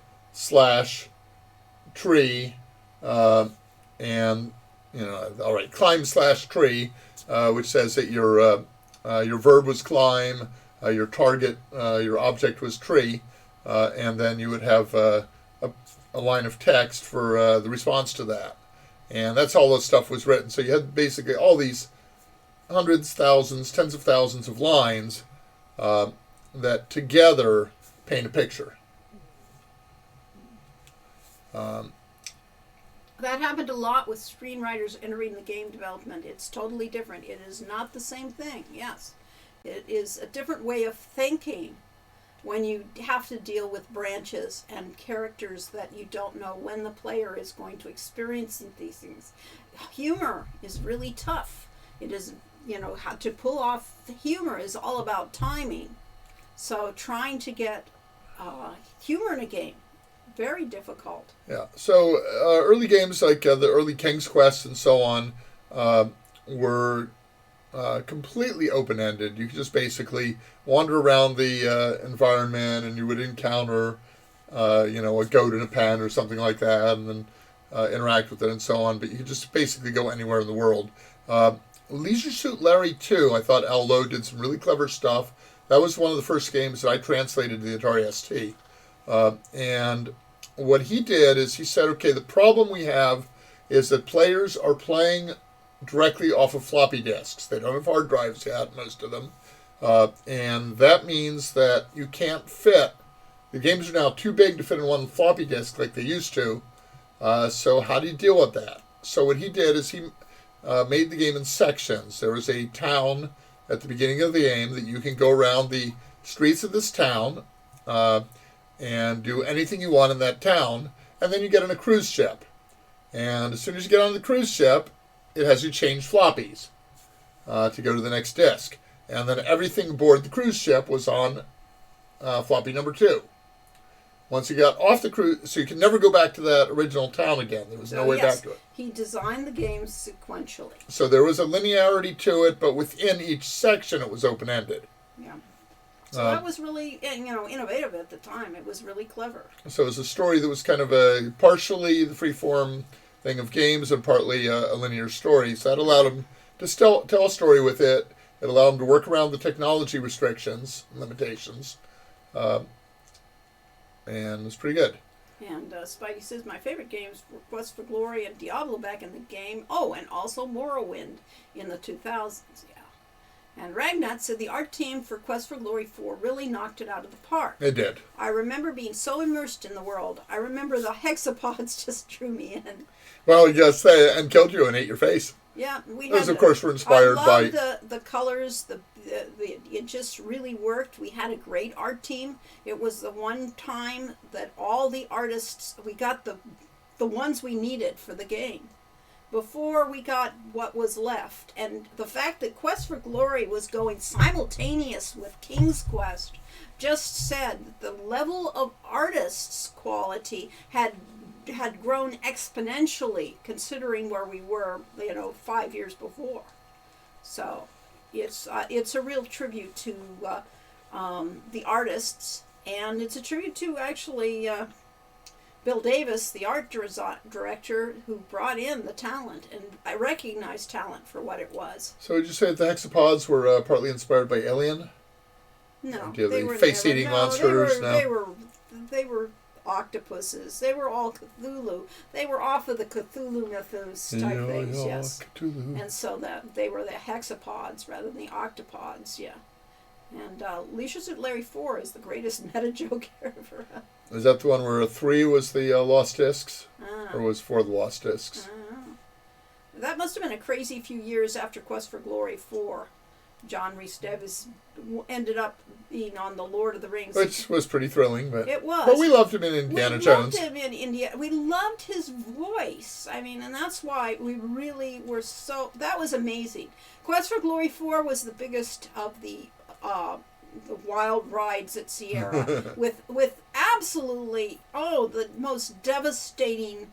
Yeah, we released a game that didn't work. Yeah, a game that was a pile of crap that nobody got it. Those were terrible. I wrote a passionate letter to Sierra management saying we've got to, do a new release of this. And at the same time, Quest for Glory, or King's Quest 5 had just come out with CD, or King's Quest 6, 5 or 6, 6 I guess.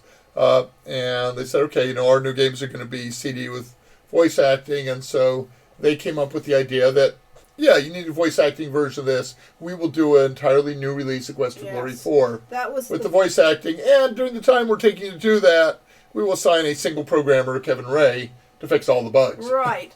A single junior level programmer to fix all the bugs. So he spent 6 or 8 months working on bug fixing. He got a lot of them. He didn't get all of them. But at least, it worked. The game is playable, yes, at least. Yeah. There were still bugs even on the CD version. Quest for Glory 4 was crazy. And then we were fired. So, it was like, the Quest for Glory 4 was definitely crazy times at Sierra. 4 is the Lost Discs, and I will never make a Leisure Suit Larry 4. Skips to Leisure Suit Larry 5. That is very funny. It is. It works out. Let's see. That's funny how you released Quest for Glory 4 and it had so many bugs where the releasing games now with bugs is considered normal. Lol. Well, yes, but now you can get it updated instantaneously. Yeah, you're downloading the game in the first place from the internet, so getting an update from the internet, no big deal. Whereas back then, basically when you bought a game, there was a registration card included with the game that you were supposed to send back to Sierra to register your game. If you actually did that, which is probably 10% of players, then they would notify you when there was a patch. Yes. And you could get the patch from them. And then they came up with the Sierra bulletin board, which is an early dial-in version of hint lines and later of the internet. And you could download a patch from the bulletin board. But most players never even knew about the patch, let alone getting it. Ragnat says King's Quest 6, Quest for Glory 4, and Gabriel Knight 1 is probably when Sierra peaked as a company, and I'd say yes. I agree with that. Those were all impressive games, all major games with full support from the teams. Which one? Oh, yeah. The 8 and 4 and 1. Yeah, 6 and 4 and 1, yeah. All right. No, that's 6. Yeah. Pardon me. King's Quest 6.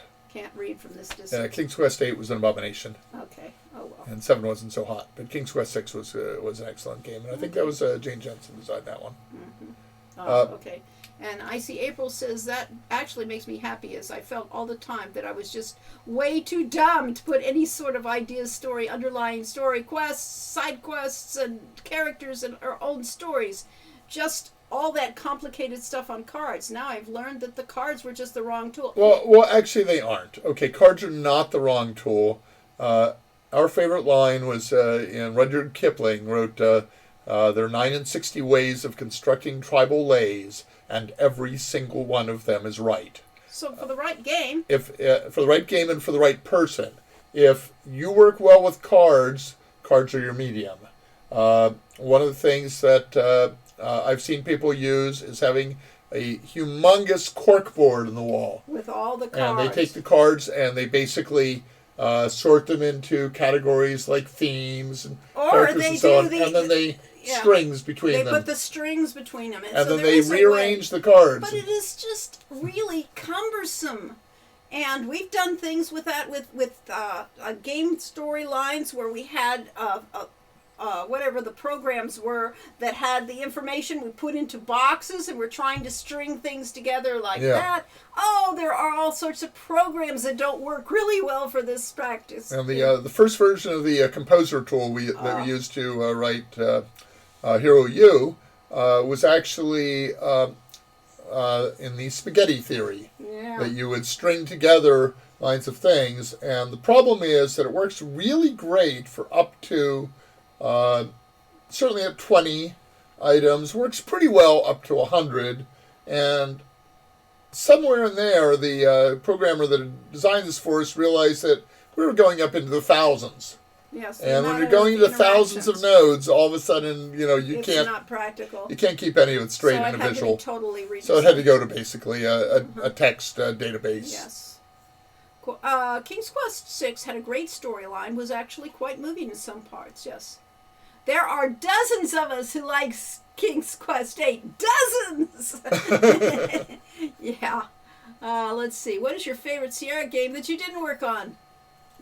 We always have to think about whether we actually played any of them. Corey can actually play. Christy Marks, either. Did you play them though? Yeah. Oh, okay. Fine. Either Conquest of the Longbow or the Conquest of Camelot. Because we didn't play the other games. I didn't play much of Camelot actually, but I did play Conquest of the Longbow and liked it. Okay. I played through most of the Sierra library when I first went to work there. Yes. I played the original Leisure Suit Larry, the original King's Quest, the original Police Quest, Space Quest, and they were okay. But we're not really adventure game fans. I mean, we didn't have time. Yeah, we always considered, before coming to Sierra at least, we consider ourselves role-playing gamers. Yeah. Mm-hmm. So our favorite Sierra game was Dungeon Master. Yeah. And would a collab with Jane ever be in the cards? All right, our favorite Sierra style game was Secret of Monkey Island. Yes, that is correct. I always thought that the Colonel's Bequest Laura Bow games were the one I would have liked to have worked on. If I had to write on a different Sierra game, I would have picked those two. That series that could have been a Laura Bow series of that style, because I liked the idea of this mystery to be solved. Well, Betrayal of Condor was only peripherally Sierra because it was a company that Sierra owned, but that was pretty darn good. Yeah. I might have enjoyed working on a Space Quest. What are some of your favorite songs that stick out to you from the series? Well, songs? Of course, songs. Yes, the theme song will always be one of the ones that... the Quest for Glory theme. Although the theme song sounds pretty primitive when you listen to it on a PC speaker. Well, listen to it on the Quest for Glory 5 soundtrack, and it's just awesome. Arana's Peace, of course. Arana's Peace, the equivalent of Arana's Peace, the Songs of Mystery and things that Chance Thomas had done for the Dryad Forest one. That's an awesome song. I like the little ditty for sweeping up the barn in Hero's Quest. Okay. I like the music box from Quest for Glory 4. That's awesome. You can listen. I listen to that all the time. I like the harem dance from. The harem dance for 2. We had. Lori listened to that the harem dance theme pretty much in continuous. Because that was a real music, and I liked not Hall of the Mountain King. What was the one that was the Grieg one used for the in 4? It's Anitra's Dance or something. Anitra's Dance. Yes, I loved Anitra's Dance. I like the really rendition of that. So I had a lot of things. Yes. So we had a CD. Actually, it was on cassette tape at the time of Julia Ecklar, who became a very successful science fiction author, but at the time was a folk music singer and guitarist. with a wonderful voice and very skilled guitarist. And we had her, one of her cassettes, and lent that to Ken Ishaway, and he actually literally completely wore out the cassette by playing that over and over and over again while he did the graphics for Quest for Glory 2. Let's see, since you're into role-playing games, did you play Pathfinder Kingmaker? We barely played Pathfinder. I had the board game version of Kingmaker and played it once, not all the way through. Yeah, we didn't. We had a lot of board games we never played. We didn't get into playing real D&D games, style games, after we started at Sierra. We fixated on a D&D system of D&D 2. Advanced D&D. Yeah, so with our friends, we all played AD&D second edition. Forever, for 20 years we played it that way. Still. And we still play it to this day, yes. Except there isn't much relationship to AD&D in the way we play it now. PBS 53 says, greetings, the game has a great soundtrack, as other parts of Quest for, or FC had either. And I will sometimes listen to Samarian meandering composition, which is my favorite, as Piranha's Peace. They're really fun. Anitra's Deaths, I used that name in Quest for Glory. Named that tune a while back, yeah. And the Music Box is a great song. It really is. It's just very haunting in its own way. Let's see. And I think there's a contrast between Laura Bow and King's Quest IV.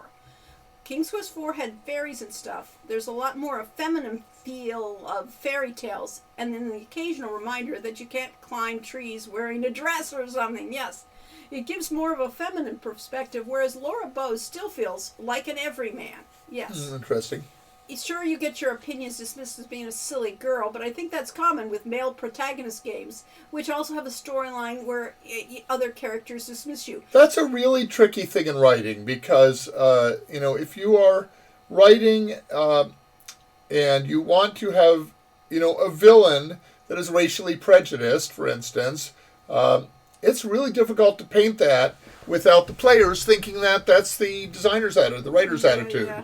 You have to be really careful with that sort of thing. Making your bad guys bad is tough, especially since everybody likes to identify with the villains. Yeah, really. All right, but going back to that, yep. Laura Bow and Colonel's Bequest were really written by men, and King's Quest had female co-writers. And so whether it was Roberta being the major one, or Gano, or Jane being the co-writers on those. Bruce Balfour worked on one of the... Balfour was Laura Bow. Okay. And really, the team was Colonel's Bequest, and a lot of that came out of Doug Herring. So therefore, Doug Herring had came up with all the animation of all the ways to die. So yeah, those were men. Men wrote those books, and I didn't think. I mean, games. It would have been very different if a woman had written it from a real woman's perspective. I really think, because you get a different side of it. Yes. Our D&D Dungeon Master is Richard Aronson, who's the voice of Cedric. Yes. Yes. When I play, I haven't done. I used to be a dungeon master all the time, but I haven't done it for years. I had very difficult players. When we collaborated on Dungeon Master, Lori did all the storytelling and the setting the mood and so on, and I did the dice.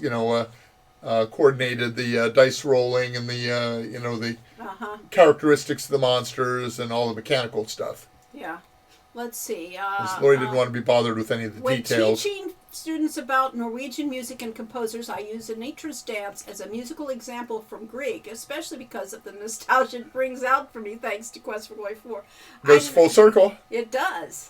And they're great music. I mean, and Hall of the Mountain King really is a fun thing, and I remember that from, God forbid, Captain Kangaroo from my childhood would play that occasionally on something they did, and that's where I remember that classical thing. Yes. I bet Spidey says I'm more of an RPG player than an adventure gamer, as are we, which is why I always preferred Quest for Glory. I like the adventure game aspect, but pure adventure aspect is maybe not for me. Yeah, so really what it is, it's all storytelling, and it's kind of a cross between reading, fantasy novel, Lord of the Rings or something, and the tabletop role playing. Yeah. So essentially, you have story mixed with fantasy elements and game mechanics and so on. The basic theme of Lord of the Rings is the everyman, the ordinary person becomes a massive hero and saves the world. And that's kind of the story of gaming, is that you start out as a new, in any role-playing game, starts out with the player as a noob. The difference to me between an adventure game and an RPG is an adventure game, you are moving a character through a screen, through a world, and exploring it that way. In a role-playing game, you are that character exploring that world, and everything is very personal. So to me, role-playing is all about being part of that world. And that's the way I design games. Now, whereas I look at it as the character is static in an adventure game. You are the same player at the end of the game as you were at the beginning. You have to be in a role-playing game, it's it's a coming-of-age story. You grow, you become, more as you go through it. You become more powerful, better, you understand the world, and so on. Arlo Hero says, okay, if you don't want to answer it, what was it like working with Al Lowe? What about Mark Crow or Scott Murphy? Almost not at all. We didn't work with any of them. They were in the office, and we wave. Yeah, we didn't work with Al Lowe either. We met them occasionally. Every once in a while, an informal setting. Yeah, every once in a while, we went out to Pizza Factory with them or something, but not much of that either. So we honestly never saw other teams.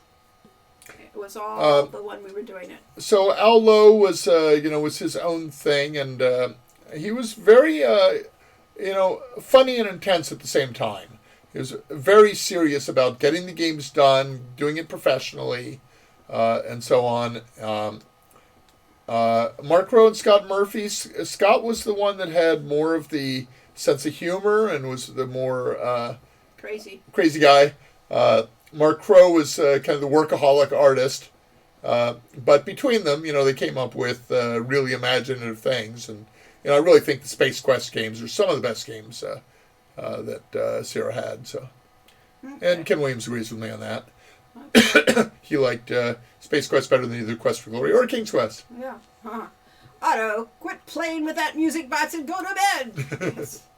Part of why Laura Bow was able to succeed in solving the cases was because she was underestimated and therefore able to get away with numerous actions she might not otherwise have been able to. Okay, that's an interesting point of view there. Yeah, and that is the way women are often written in stories, and because it's real life. Yeah, and Webhead said I probably would have liked it if I played it first. They both came out before I was born. Oh, yeah, well. So Richard Lederer's daughter, Annie Duke.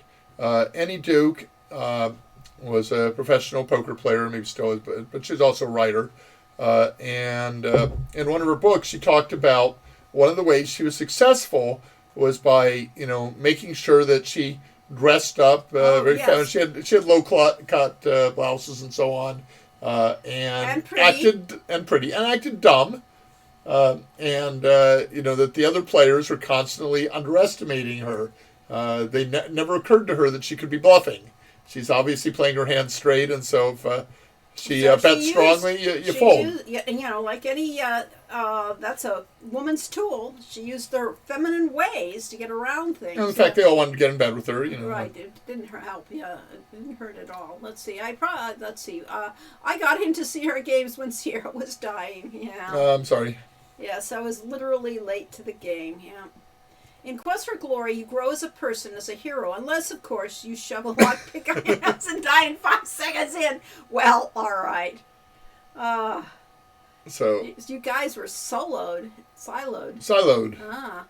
We really were. I mean, it's just yeah, we really. There was never enough time to do the work we were doing. Right. So games that are now expected to take 4 to 5 years, we were expected to do in 8 to 10 months. Yeah. So we were all working our butts off at Sierra and never had any time to So we had a little bit of social time, but we didn't work with the other teams. Everyone was doing their own games. Now, some of the programmers and the artists, of course, at the end of a project would get reassigned to the next project. Right. And sometimes they stayed with the series. So we had, certain people that were our, Quest for Glory team, but not that many. No, not past 2 games. Yeah. At best. Oliver was the person you were... Oliver Brailsford, yes. Oliver Brailsford. Yes, who basically said, we can't... I don't care how bad Quest for Glory 4 is. We can't... Our team can't work on it anymore. Yeah, Oliver worked with me on Castle Dr. Brain. And then went on to... Was he the lead program 3? Yeah. I think so. Yes. And then lead program in Quest for Glory 4. And yes, so he put his foot down and said, "This team is overworked, and they can't do any more on it." And they're burned out. Everybody's burned out. Ship it, even though it was a pile of steaming. Well, he didn't know it was that bad. He could, but he said there's only a certain degree that we can improve it at this point without Right. People are burned out. Yeah. But of course, because they had been working overtime for... Now, of course, the other answer would have been to delay it 6 months or a year. Yes, it should have been. And then not work on it for 2 months. Right, yes. Let people have Christmas off. How about that novel idea? Yeah, Sierra doesn't work. I took a Christmas vacation or Thanksgiving vacation on Quest for Glory 5, so they fired me. Yep. Broke my contract. Right. Space Quest is still the most interesting Sierra series because the medieval theme gets old. Right. We were playing off the medieval theme because we wanted players to be familiar with the genre, and then we could so therefore we could do what we wanted with it. But yeah, you're right. Being something different, we proposed many a space game and many a science fiction game because we'd always been science fiction readers too, science fiction convention goers. Mm-hmm. But Spidey says, I like the thief class in Quest for Glory. I'm sorry. No, that was it. Yeah. But I was wondering, why was your decision to have a thief character in a game about being a hero and being good? Well, that was the best decision we ever made. Yeah. The reason it was such a great decision is because we were assigned an experienced lead programmer to do Heroes Quest, and the experienced lead programmer was a part of some fundamentalist Christian religion. Never did actually figure out which one. Doesn't matter. And he said, you can't have a thief as a hero. Thieves are bad. And I refused to work in a game with a thief as a hero. And at that point, I was getting ready to quit the company, and Sarah figured I would take Lori with me, and they'd lose their game designer. So they came in and said, hey, Corey, how would you like to be the new lead programmer for Heroes Quest? And I said, oh, awesome. Yep. So I got that job because we had a thief.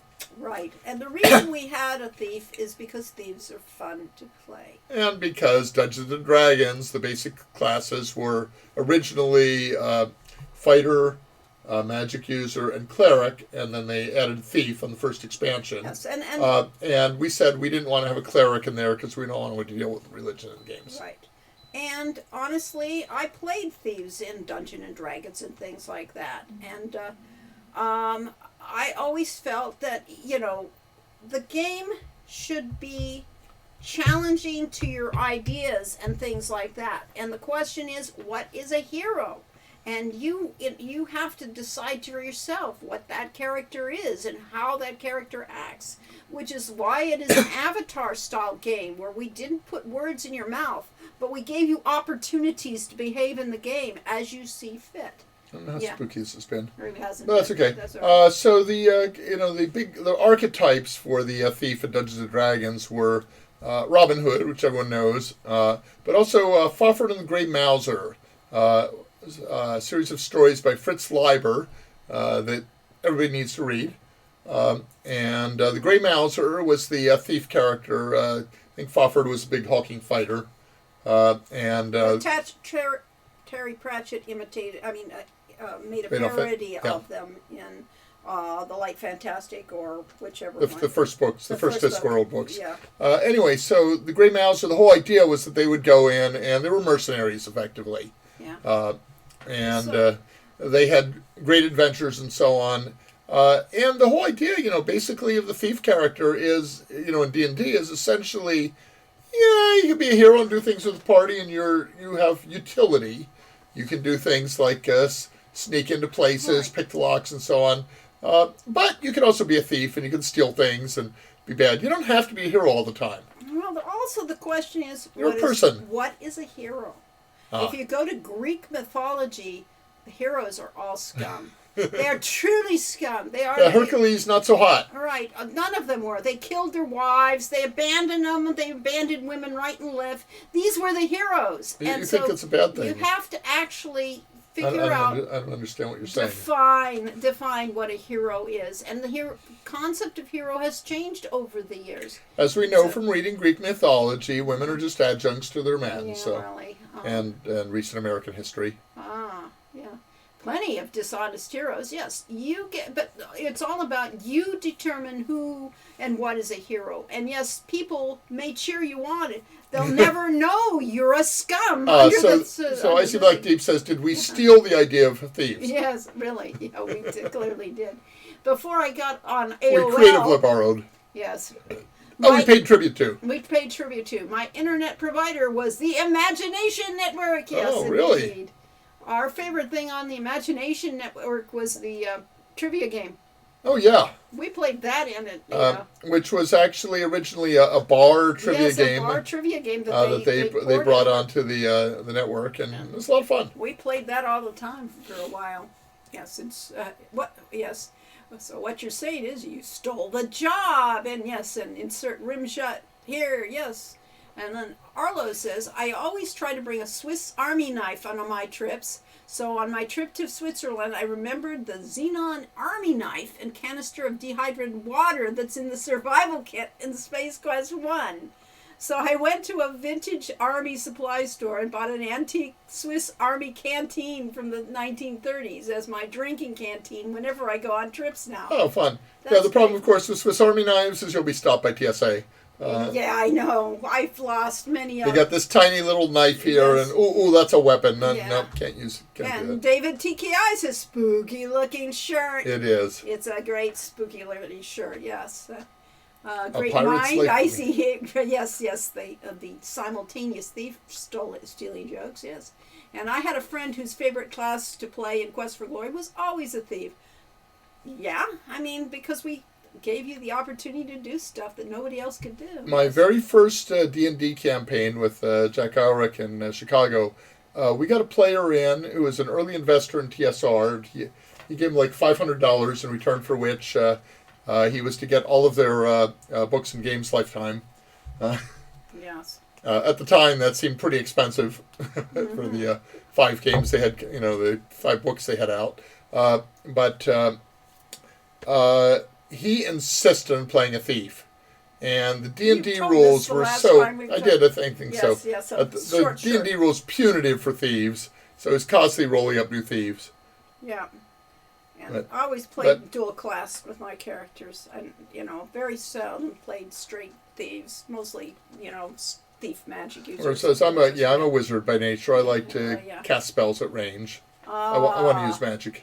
At the end of the day, the thief in Quest for Glory is a hero. Of course. They just do things differently than the fighter and magic user, and honestly, more interestingly. And that's why we wrote them that way. You get to talk with characters that would not talk to the other... you get to go places that nobody else can go, and do things that nobody else can do. And if you want to do a few thiefly things, well, we don't condone it, but, what are we going to do but allow it? You kind of have to. I mean, it's always sad. The worst ones where, like 3, where you couldn't actually do much with the skills. Cause that one, you can break into the little old lady's house. It's not a very heroic action. It's but pretty lousy. But, I mean, obviously you can do that, so why shouldn't you be allowed to do it?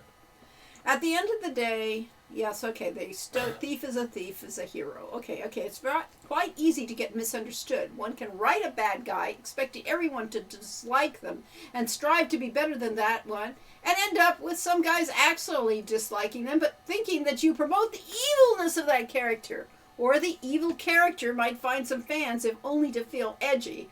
And then it's your fault. Right, it's always very tricky, yes. I find thinking potentially always puts authors and creators between a rock and a hard place, being quite unhelpful, I've seen the line come up, I can't remember exactly, but someone basically had written an essay interpreting a story by a particular author, and they said, no, that's not what it's about at all. And they said, well, yes it is. Who are you to say, I've read your book, I know what it's about. And so the author is not respected as owning their own canon. Which is true. I mean, I don't care. The Quest for Glory games are yours. That character, that thief, is you, not me. I just gave you the opportunity to play him. I didn't create that character, that personality. And if your character is a total scumbag, well, then fine. That's your character. Yeah, I just try to accommodate how a player wants to play, which is really what we did with Rogue to Redemption, is you could be a scummy Sean O'Connor. Yeah, except for the most part you can't, because we only have... join your uncle and be a professional thief in the rest of your life. You can do things. It's just a tiny little thing at the end, though. For most of the game, you can't do most of the thiefly things you want to do because, it's school for full wizards, you'd be caught. Yes, the reality is true, yes. So... I love thiefy characters in games. One of my favorite game series is Thief, yes.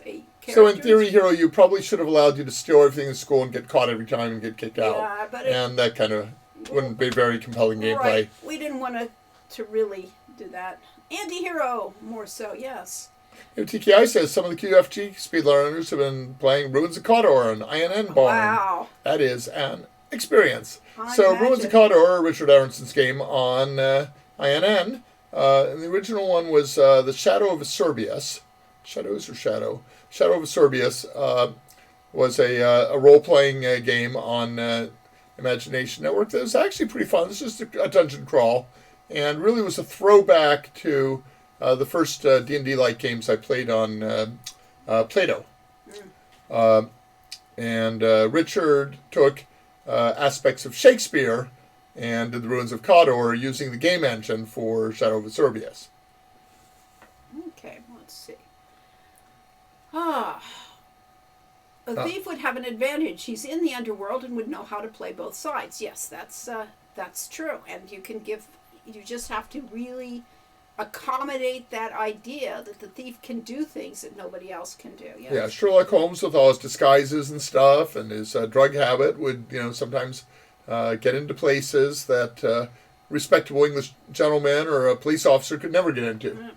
A topic of what is a hero. Actually, that reminds me of being in Berlin just before Switzerland. I guess you had a good time in Switzerland.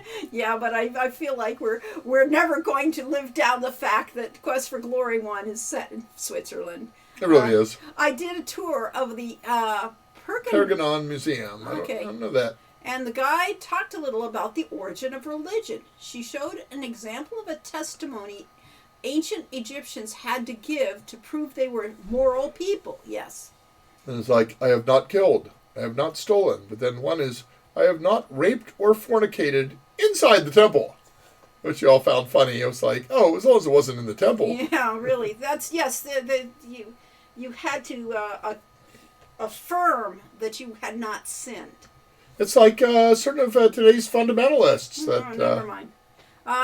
You get to go around Shapir making the thief sign and ask about Thieves Guild to everyone, yes, but it wasn't rewarded very often is the problem.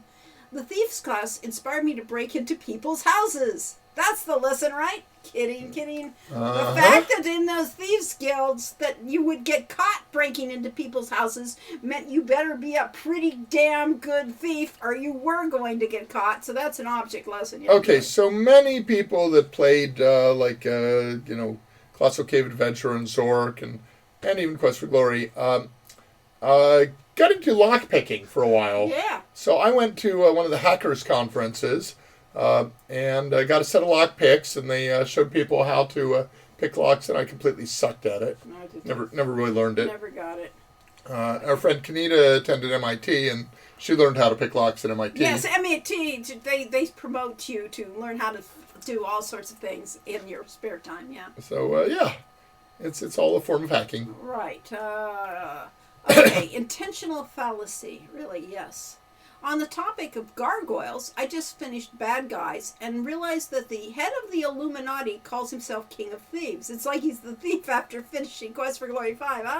Could be, but of course that's also from Xena. Yes. I have not seen Bad Guys. Bad Guys, nope. Haven't heard of it. Yes, nowadays there's sadly some risk that some people would see it like that and put creators between a rock and a hard place with that. It's true of any kind of fiction. You're going to be... Well, anything you do, yes. Somebody will find controversial. So I just saw a bunch of questions pop up on Quora that's, were like, how did you feel about Gamersgate back in 2014 to 2015? Mm-hmm.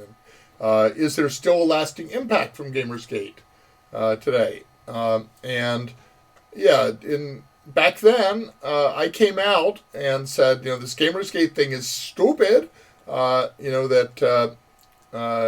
Women game creators are a real thing and always have been, and that treat people with respect.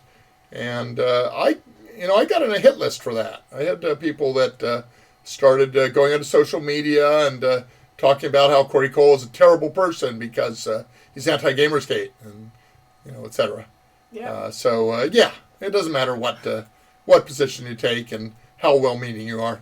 Somebody will hate you. Yeah. When it comes to Quest for Glory thieves, I loved Orestes. He was maybe a thief, but he meant well trying to make a living. I liked writing Orestes. I thought he was fun to write, and he was a character. And, well, personally, I love a lot of my characters when I'm writing them because, they are I have a segmented part of my brain that becomes and thinks like that character. And so I know, I know how to speak, how to think, what he would do, and that's how I design these things. I just came up across a social media anecdote where someone was in a store and was buying baby formula and had to get someone at the store to unlock the cabinet so he could get the baby formula, and they commented that that was one of the most stolen things in the store, so they had to lock it up. And this guy thought about it a few seconds and said, so you're saying that today in America, richest nation on earth, possibly in history, that young mothers need to steal baby formula to feed their children? And said he just broke into tears just even thinking about it. Well, and yucky. Yeah. What's right, what's wrong? I don't know. Well, lock picking didn't work out, but did you ever try to learn magic? Yes, I did. Yes, I tried to learn magic, and I did attempted to read Aleister Crowley's very dense, totally unreadable books and stuff like that, and Aunt LaVey, and tried to... and we were members of Pagan. Yeah, we were in a Pagan group, and prior to that I was in a black magic group, theoretically black magic. Yes. Temple of Sat with the Egyptian lore. And yes, I tried to learn how to practice magic, and you got to learn how to look all scary and stuff, and how to dress up in a way to make the mundanes fear you, and the actual magic, no. We never actually you could do psychological tricks that they called lesser magic. Right. But and lesser magic, yeah, you can do works. That. You can manipulate your way into jobs and things like that. And learn how to, dress for success. That's all about... Yeah, that all goes back to the 50s. Yeah, it all is a kind of magic. And psyching yourself into doing things. Yeah, just going before you go into a job interview, looking in the mirror and telling yourself why you were the right person for that job and going there full of confidence. Right. Works. Yes, so there are all sorts of spells that actually work in real life, but they're not necessarily real magic. They're just, how to think and how to behave in a way that feels magical. Belichar says people also use baby formula for purposes other than feeding babies, like cutting drugs, increase profit in their sales. Yeah, that's unfortunate. So actually, women should just breastfeed their children. Right. If they, they can't do that. As long as you can't do it in public, and you can't do it at work, and you can't have a job. Right. Sumerian society just didn't have any accommodations for a former sailor with a disability. This is true. There was no social security in Sumeria. You had to do something, after all. All right. Yeah, military veterans in the streets with drug habits, that's... On the topic of gargoyles, I like David T. K. though. Well, we'll come to that down there. He's named Falstad, direct Shakespearean reference, and not the head, just the guardian of the society's treasurer. Because who better than a legendary thief? Yeah, that makes sense. to go back to Terry Pratchett, his con man was the best possible person to put in charge of the post office. Yes. And eventually into making money. So, Lord Vetinari, who ran Morpork, was kind of a scum. Well, he was an assassin. He was trained as an assassin. Trained He's assassin. Awesome. And really great leader. Yeah, the best leader. He made it work. So, And so he hired, the con man to on the post office and the treasury and the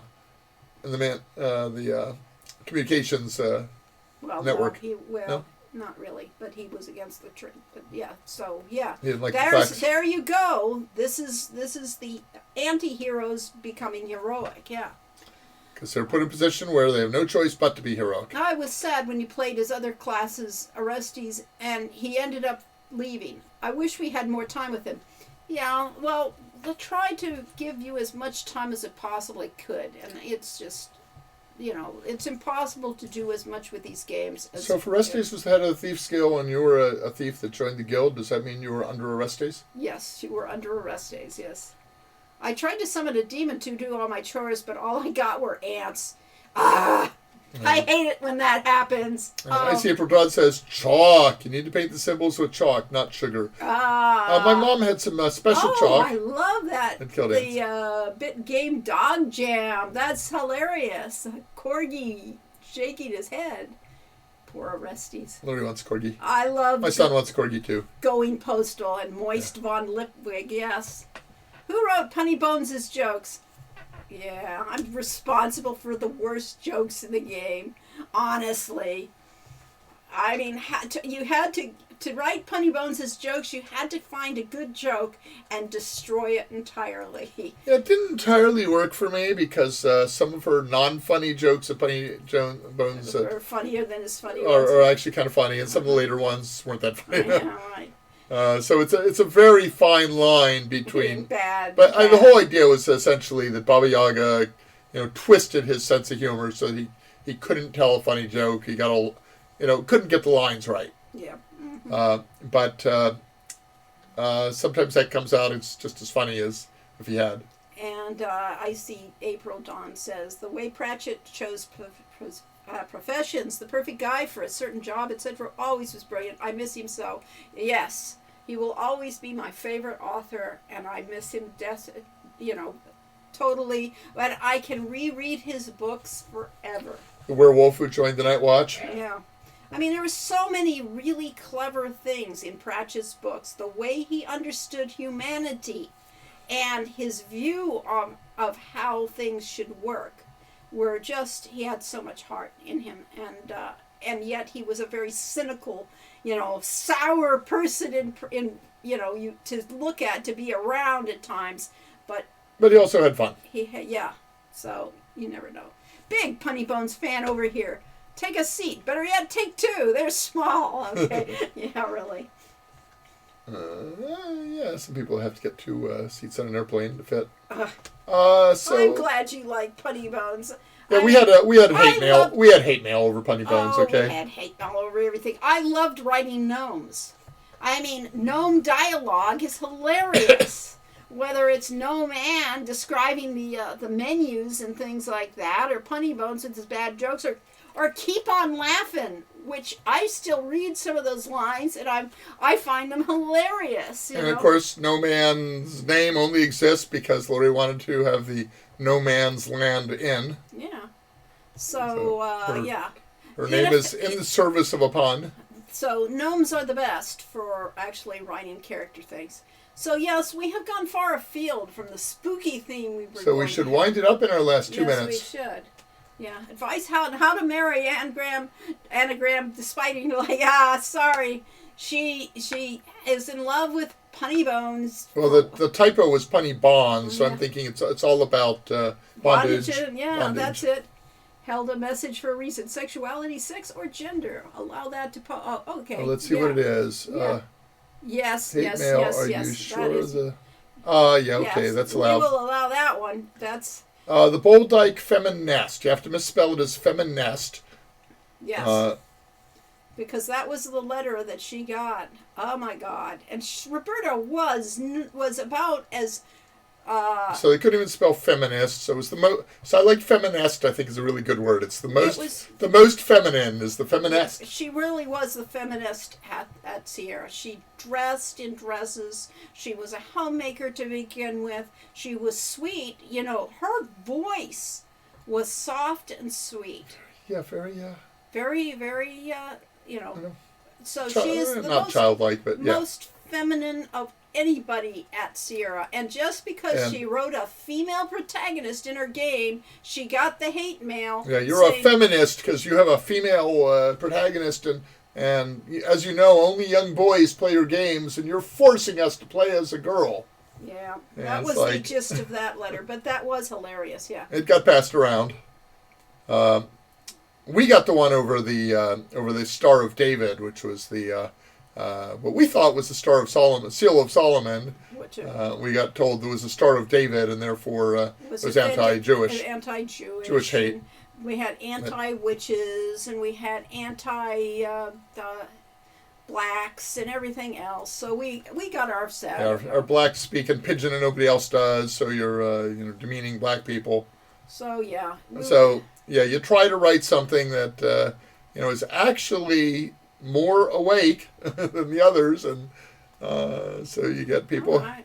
I think John Rhys Davies was deeply impacted by Punny Bones because when he was offset as Gimli the Dwarf, he was known to treat his companions to meals. Oh, okay. I'm not sure how lots that works, but John Rhys Davies can do anything he wants. Yep. Yes, and Pratchett, in my humble opinion, was one of the greatest humanitarians walking on humanists, walking around our round earth. I feel privileged for having been introduced to his book's thoughts. Humanitarians works too. Yes, it does. I mean, he really understood human nature on a level that most people can't, and he knew how to speak in a way that just rings out. So. And then just sing the entire King's Quest 7 song. Is that Girl in a Tower, or was that in 6? Let's see. And the appropriate response to that letter is, "Grow up, young lady." That's what they all say. Yes. And then just sing the entire King's Quest 7 song. Yes.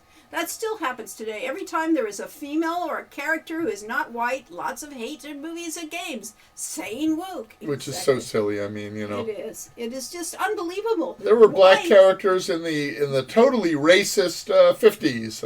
Yeah, it's just why do these people seem to think that this is, should not be around, should not happen? Why shouldn't you be awake to what's going on? I mean, being, this whole thing about where woke comes to die, it's okay, we'll put you to sleep. Yeah. Okay, well, I mean, I like sleep as much as the next person, but every once in a while it's okay to be awake and do things and get things done and be someone. I played King's Quest 4 as a young boy. It never crossed my mind about playing Rosella. I think the issue lies with both the adults on both the left and right. It's possible, but it isn't an issue. It shouldn't be an issue because you're playing a game. We did get some hate mail about the very sexy Rusalka.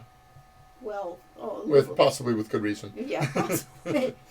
But at any rate, she was fully clothed in her hair, but it was obvious that she was something. I had to admit, she was more than we intended it, but that was something we got. But she was perfect.